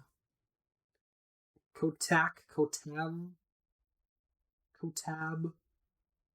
Right, I already said it, couldn't be. Kotam.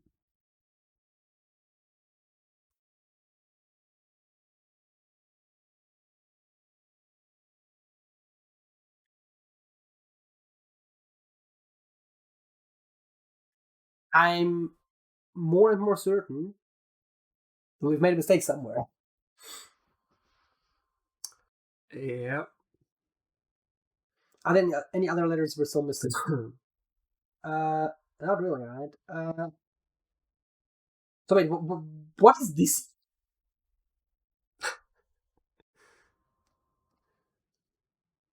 Rail. I mean, it kind of sort of feels possible. Like, oral is a word, toil is a word. It just kind of feels like we have extra E's,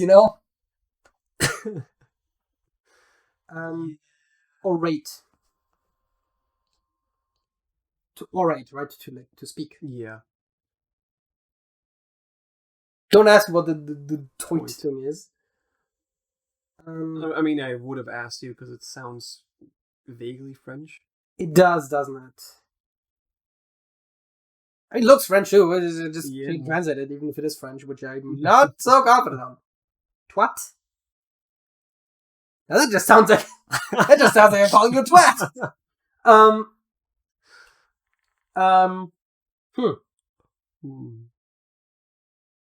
Do you want to maybe just try twat? I mean, if it's not a word, it's not going to be a problem. Yeah. Yeah. There you go. It's not a word. Who would have thunk it? I mean, orate is a word though. So that might be right. The E could be where the I is, and the I could be where the E is. That doesn't help, does it? I don't think it does. That feels worse. That feels so bad. Okay, so we clearly made a mistake along the way. I'm kind of thinking it might be aloof. Yeah, but if it's a loft, then the T doesn't work, right? Although I guess the T doesn't have to work. Yeah. Maybe. It sort of does have to work though, because if aloof is incorrect, right? We had a pretty good guess with a low, although it's by no means guaranteed either. And so, right? But then if we put a loft, we can't put a T there or a C. And so T goes there, C goes there. Which,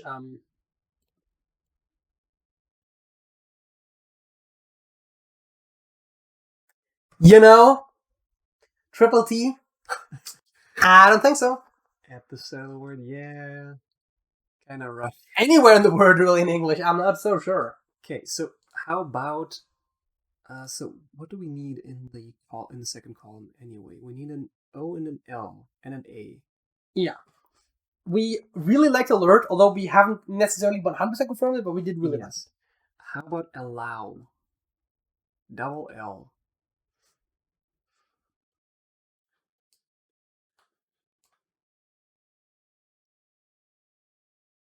Does that change anything? Well, I mean, this T probably still not full. If our rate is correct, which, you know, then the T is also correct. This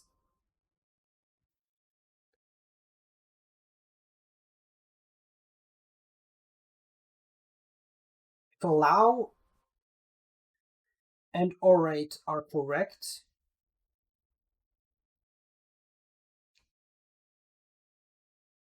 then Also, is it a petite in the center?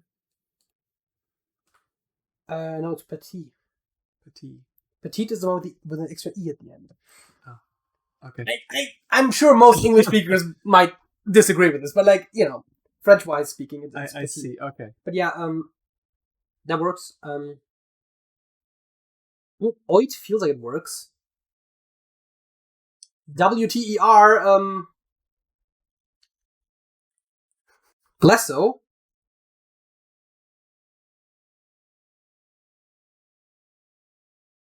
Granted, technically the R doesn't have to go there. It could be, you know, before the W for extra fun.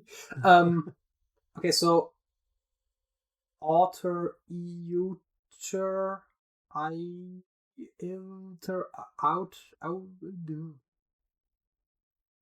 It can't even be I or O anyway, so it have to be A or E. EWT. That is a letter combination that exists in words like newt, but as in the animal. But like at the beginning of a word? Ooh. Much less specifically the word uter?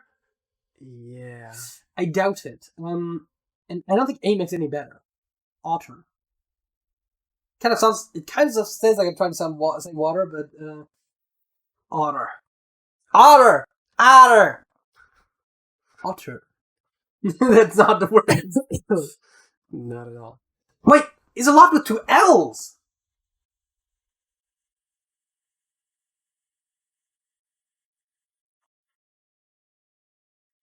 That sounds like a thing. More so than two T's. Could be. A lot with two. And so it is actually... No, it can't be otter. Atter? Etter? Etter. With an E. Enter.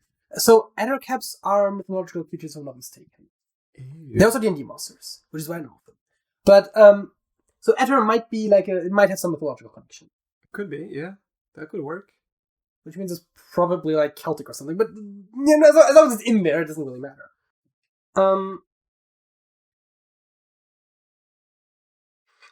I would suspect this may or may not be an addiction. So there's a good chance, at least I think it is.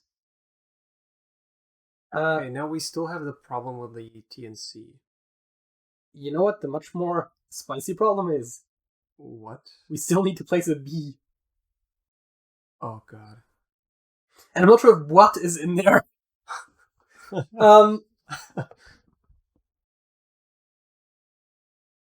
It's better than Bapo something. But you know what Apo needs still? No, I don't think we do. But Bapo seems unlikely. And this is the only other spot that allows a B. Well, and that one, I guess, but... A POB. But... So we go with what? Do we gonna try it? Oh yeah, we can...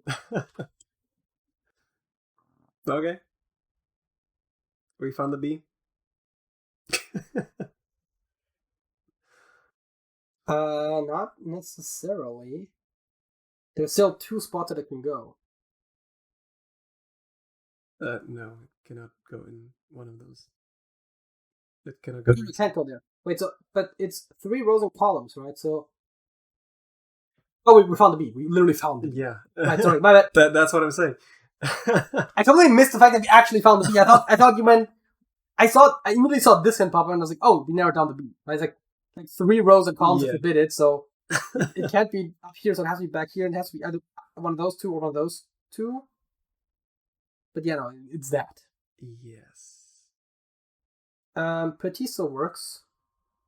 This one used to say something, I think. Wait, does Petit still work?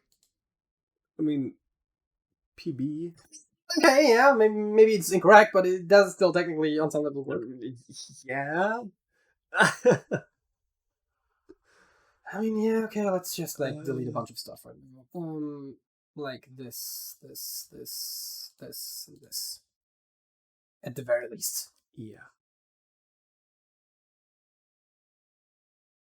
Believe it or not, the last 2 columns have every letter that they need. Which granted aren't a lot, but...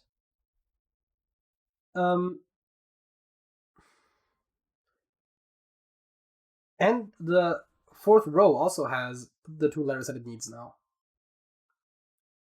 That is... We've actually found a lot of the letters that we needed. That is moderately annoying. We haven't gotten a lot of new good info. Yeah. Wait. This one can't be, those 2 can't be. So the O in the 2nd column has to be either the very last letter, which I'm just going to say is not super likely. Yeah. Or there. Yeah. Basically guaranteed. Okay, it's at least something to go off of. Also, we can probably delete the E and T at the bottom there, since we don't really have anything. Right.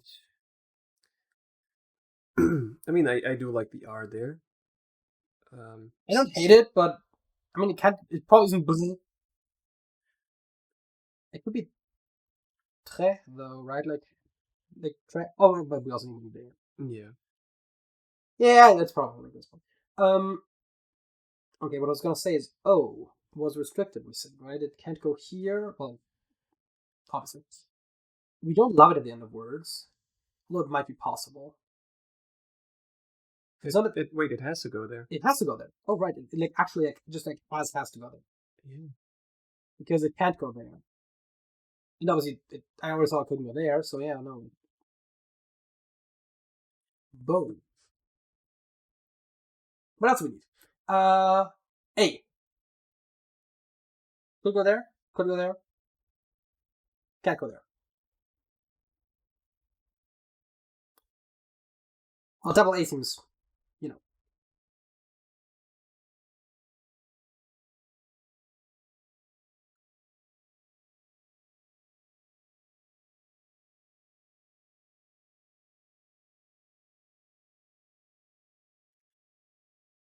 That's gonna be interesting. Yeah, what? Okay, so this one needs an A. Which is probably not there. Can't be there.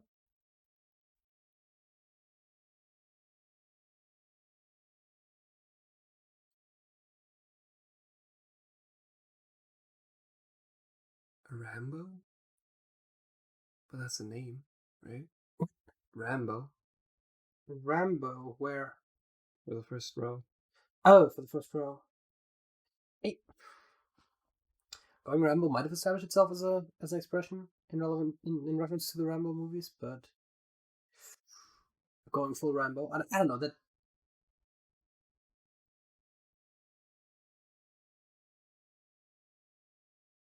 I think there's technically nothing that prevents it from being that, besides the possibility that it might just not be. Also, speaking of other, I just put other in there. Probably it's other, right? It can't be otter, and I don't know what much else it could be. Yeah, other seems good. Now we do have a word ending in H, which I also don't usually love that much, especially with AH. Like SH, sure, gladly. CH, gladly, right? But like AH? Like, what the fuck is that word? Oh, it also needs some T cell, speaking of that word. It could still have one here, but then we run into a problem where it's part of petite, so who knows what it is. Or it could be here, which, the column doesn't need one. But like Torah, as in, I'm not sure if the Torah has one or two R's. It may or may not have an H. It's also Hebrew, so it really depends on how you transliterate it. Oh. Yeah, as in the Yeah. Jewish equivalent to the Old Testament. I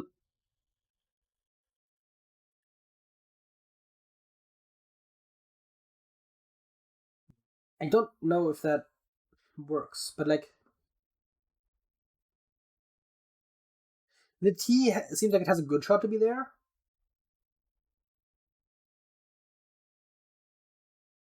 We might as well place the C, since with how the If the other ones are correct, it has to be there.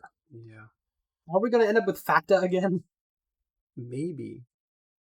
Like I don't see anything else being possible there. Uh, Like well, maybe you can hatch. change what? Hatch. Huh. Latch. I mean, no L's in Match. Yeah. Match feels better than hatch. Although I'm not sure what the ones up there could be.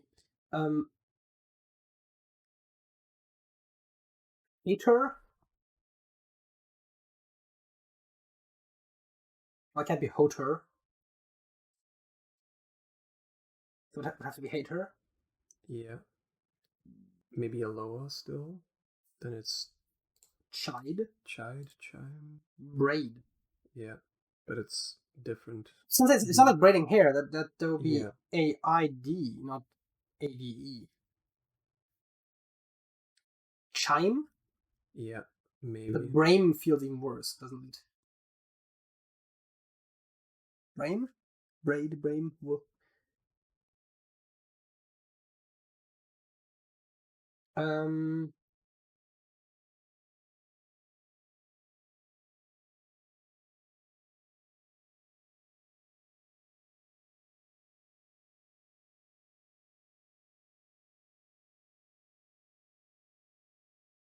it would have to be chide or chime. Those are the only ones I can come up with.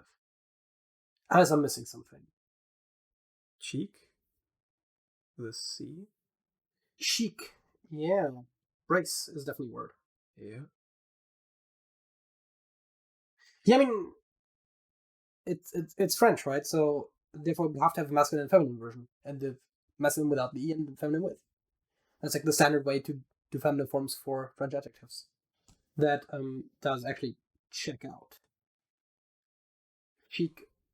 Although I'm not sure if it's actually spelled with a C in French, or if it's QUE. Chic. Unsure, but it sounds plausible. Yeah.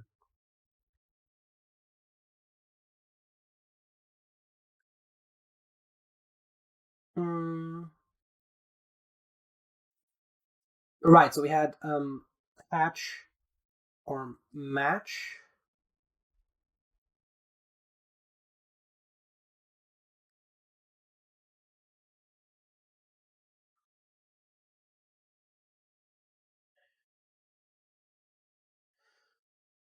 Okay, Torah? Can't be anything besides Torah. And is Torah in the English lexicon? I have no idea. Oh, watch, you said. Yeah. Instead of, yeah. Still thinking what the row could be for that. Yeah, because if it's this, then it's not super common, but like, wait, Towa, Tora, Tota, Toza, Topa, Toda, Tofa, Toga, well, Toga, but not with an H. Toha, Toyaha, Toka, Tola, Toi. I mean, it's very unnatural to have the H there. So I think Torah as alone makes sense. Yeah. Tova sounds vaguely plausible, but not even particularly English.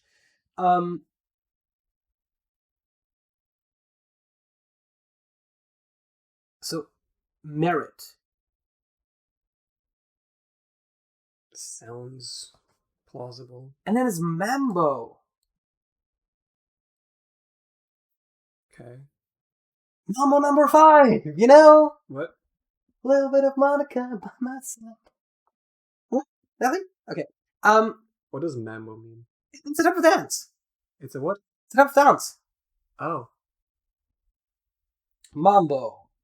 This works-ish. Yeah. Works.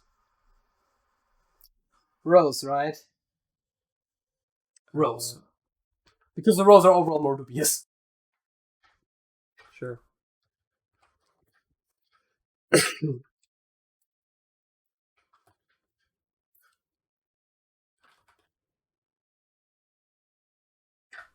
I was gonna say, that sounds really weird. I'm gonna type it out. Is it possible with a K? Great.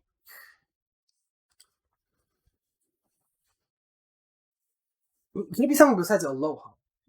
Match cannot be wrong. Because of the C, there needs to be a C. Yeah.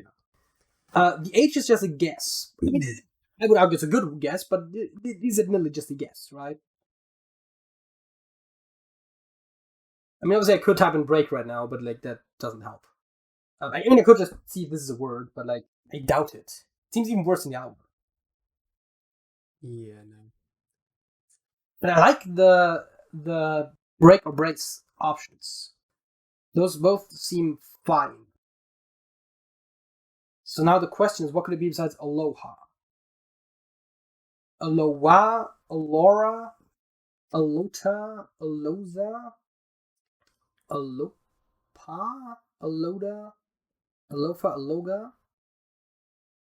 aloya, aloka, alola, alola. Doesn't really help, does it? Even if it worked correct, it doesn't really help. Aloya, aloxa, aloka. Definitely not. Right, it basically Kind of has to be. has to be H or a vowel. Triple vowels in English, rare. At the end of the word, probably even rarer. Yeah. So it would have to be like L, R, or H, based on the fact that it falls after a C.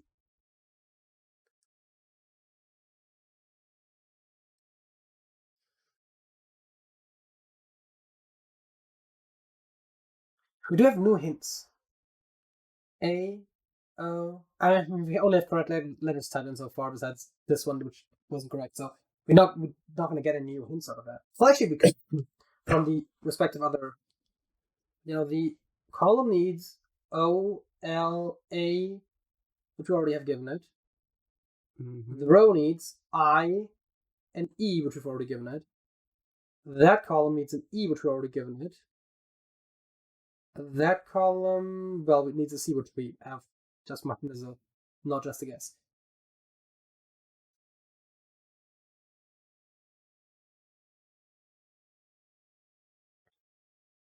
This really shouldn't be hard. Also, I said it would have to be R, L, or H, and it can't be R.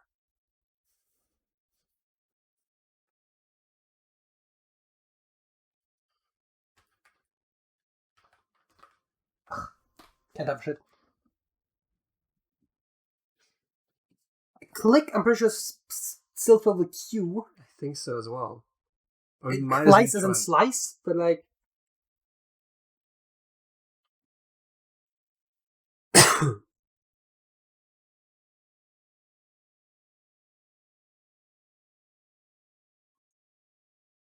Let's try.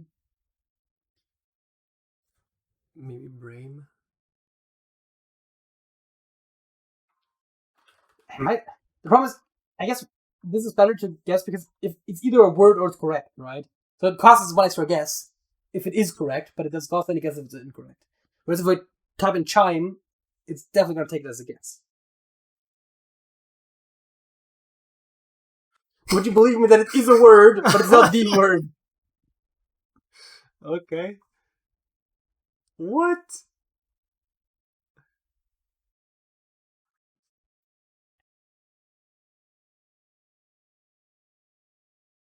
Okay, we had chime, chide.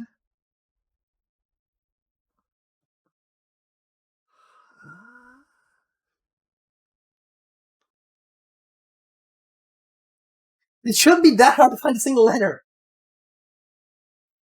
Fuck.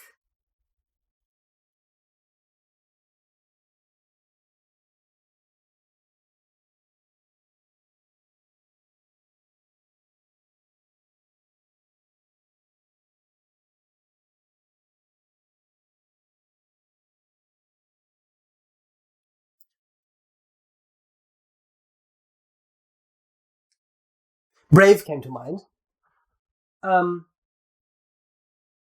Yeah.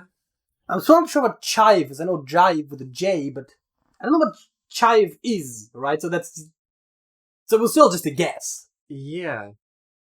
Okay, wait, so we had Mambo, Alert, Torah, Chive, Hater, Match, Aloha, Merit, Brave, and Other. Yeah, want to look at what chive is? Yes, I totally want to look at what Chive is. Jesus Christ. Define Chive.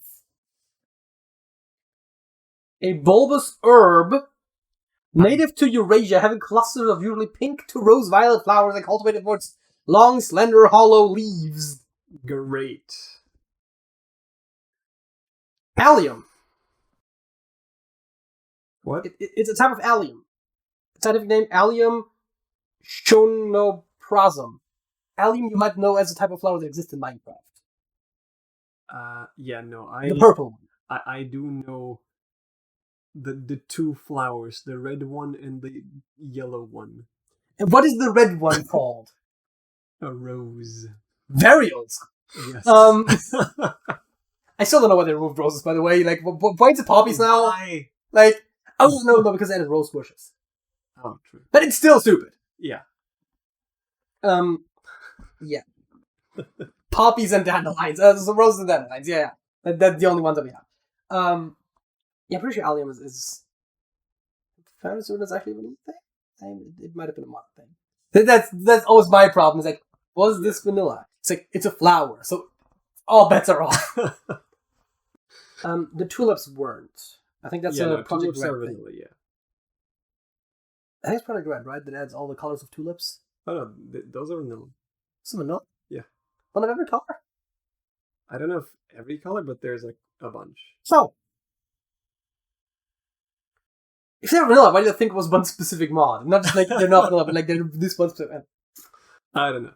Maybe it was in the past. Yeah, like ender chests. Like ender chests. Which, I mean, I still use ender storage over actual Minecraft e-chests, but that's Paul.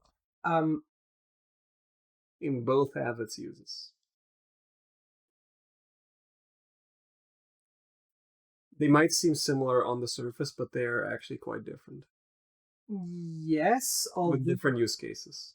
If you put a diamond on an ender chest, it is unique to your player, but I think machines can still interact with it. How would that work?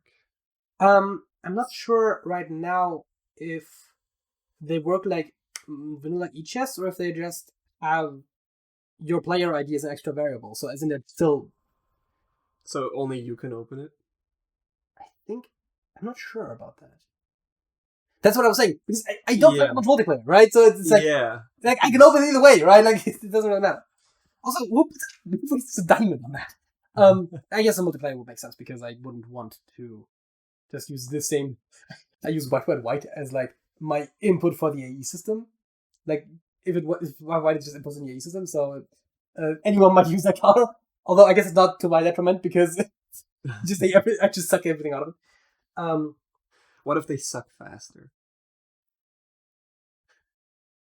Um,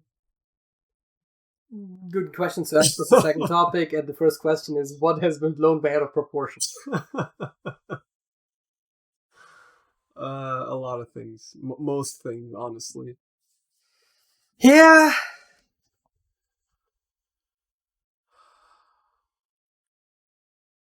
Man, too many things come to mind to even be worth mentioning. It feels like such a universal thing that I can't even single out one thing to mention. Yeah. I mean, Alex and I recently had an interesting idea that the abortion debate is actually like blown out of proportion as far as if you don't put people in two camps, but you actually like define their exact beliefs and positions around it. There might still be disagreements, but they wouldn't be nearly as like fundamental as they might seem in a lot of cases. Yeah, they will probably be much closer together. So that's an interesting idea. Now there will still be people on the extreme ends, but the fact that they are grouped under two terms makes it seem like everyone is at the most extreme version of that position, where that's probably not the case. So that's definitely one thing that's like really big. And while I do understand why people care a lot about this, I do think not having the two banners, but actually like having individual positions would potentially find a much more agreeable middle ground. Yeah.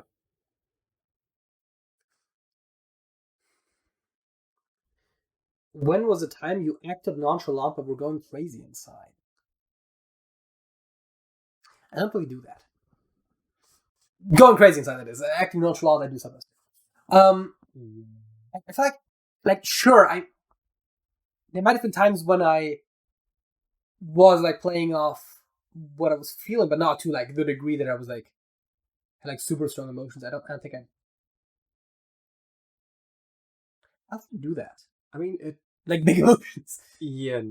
And when I do, I'm usually very animated. Fair. For me, it's like just generally in the past and still sometimes now.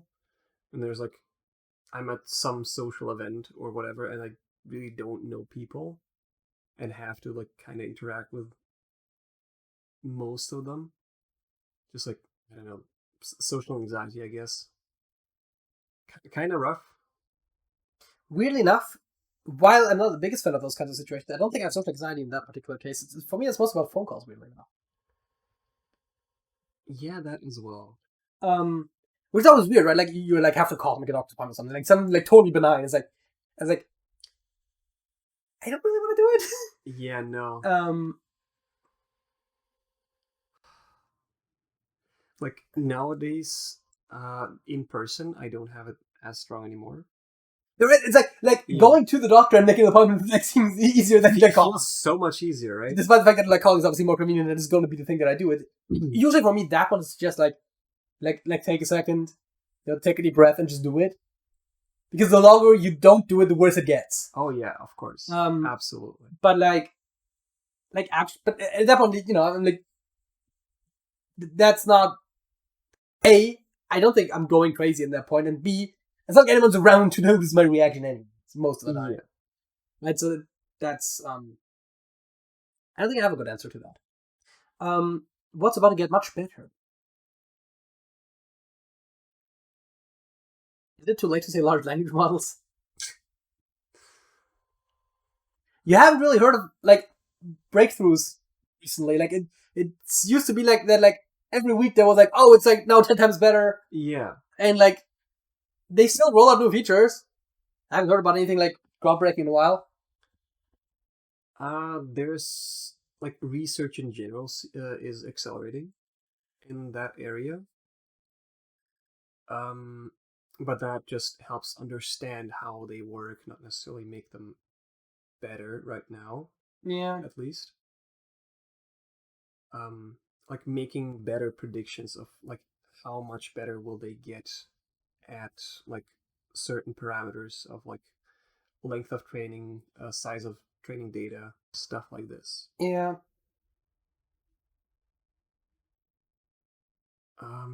It's the only thing that came to mind.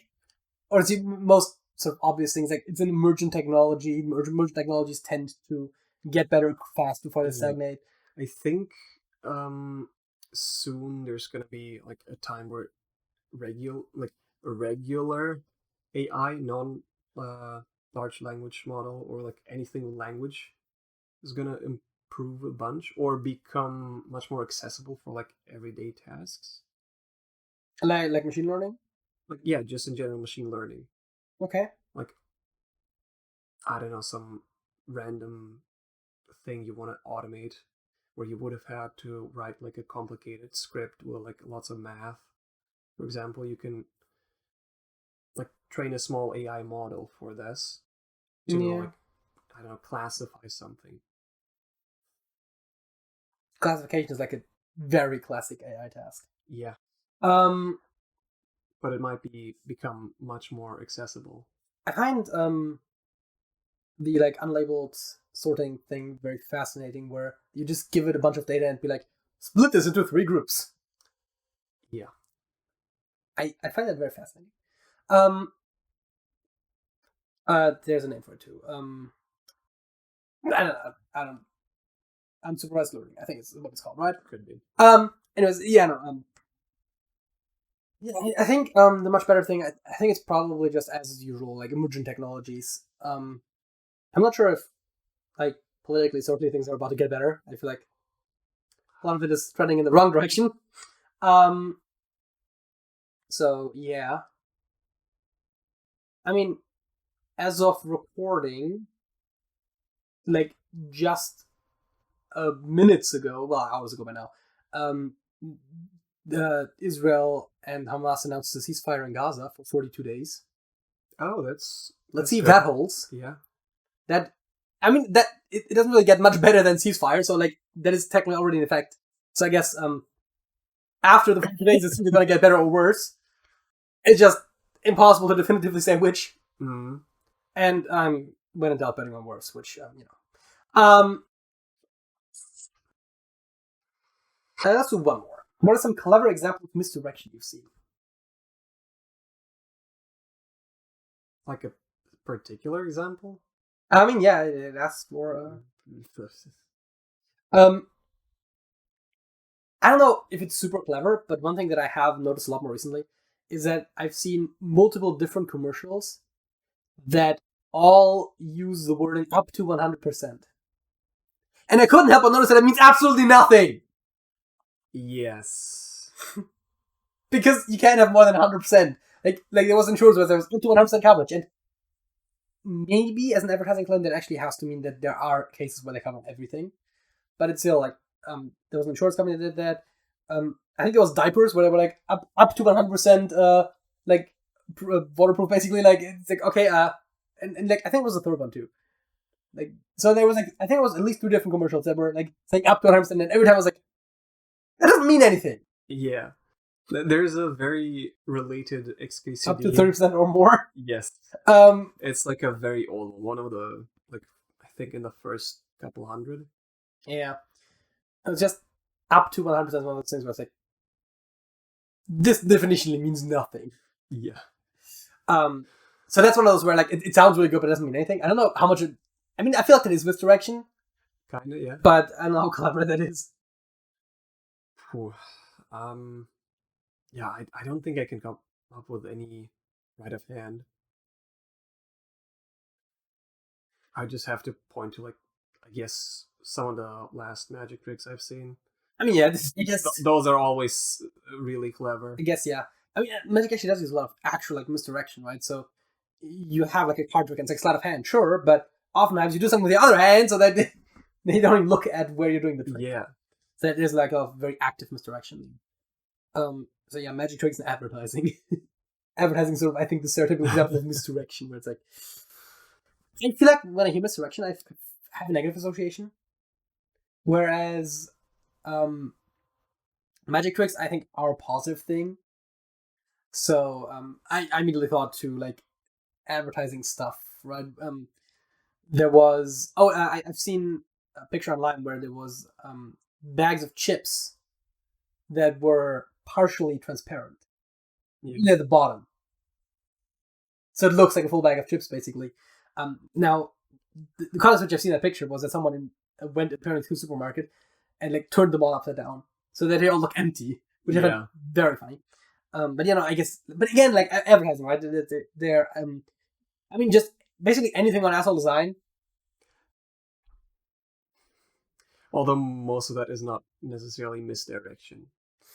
Yeah, but I'm thinking there was I think like a yogurt or something where they had actual like red dots on the packaging, so that it looks like there was more of fruit in there than it actually was. Oh yeah, and stuff like that, where like a lot of very clever packaging where it looks like there's more in it than there actually is.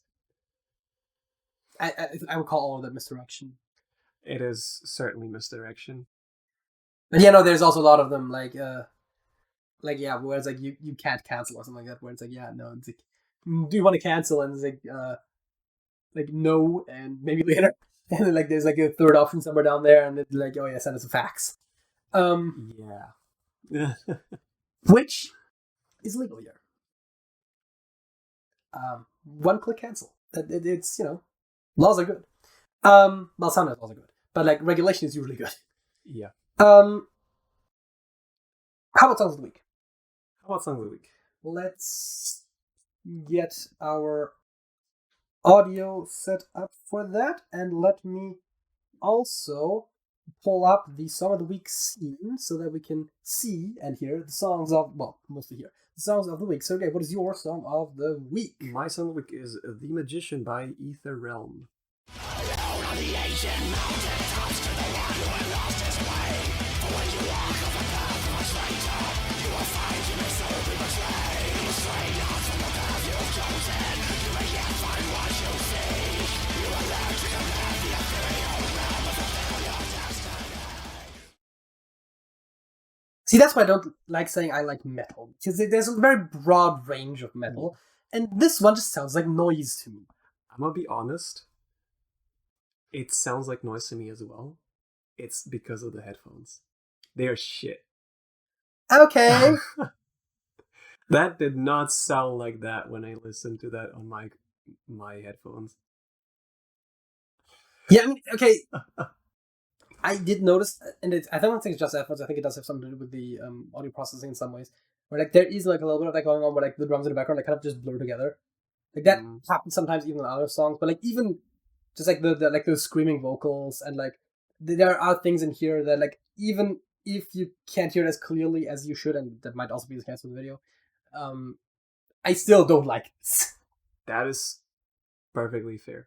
I just want to point out that the headphones do make it quite a bit worse. Again, I'm not entirely sure how much of that is actually the headphones and how much of that is like the video processing or the OBS platform or whatever it is. But because I've had this problem before with other songs where like the drums go from being like individual drum beats to just being like kind of like a like, especially if you have like a hi-hat or like a what are they called? Oh yeah, like symbolism, where like they actually kind of like it kind of sounds like it's just like a sort of a wave rather than like individual noises. So yeah, that might be, I guess. It might be like a sampling rate issue or something. I genuinely don't know, because it does happen often, and it seems like that kind of happened here as well. And that's not unique. That is not specifically caused by the headphones. Okay, then I guess I'll take it back. But that being said, the headphones probably don't help. Yeah. Do you want to say something about your song of the week? No.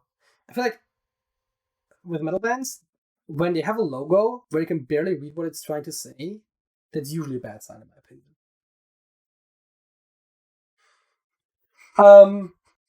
My song of the week is Let's Dance by David Bowie.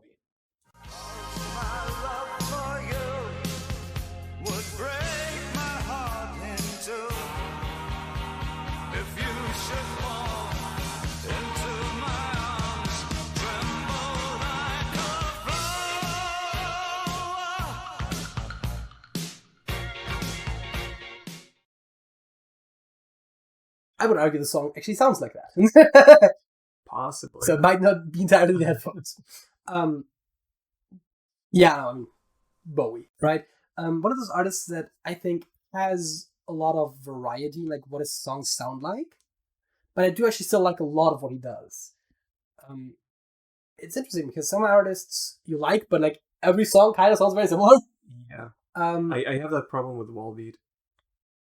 Like I don't know, every song sounds the same to me.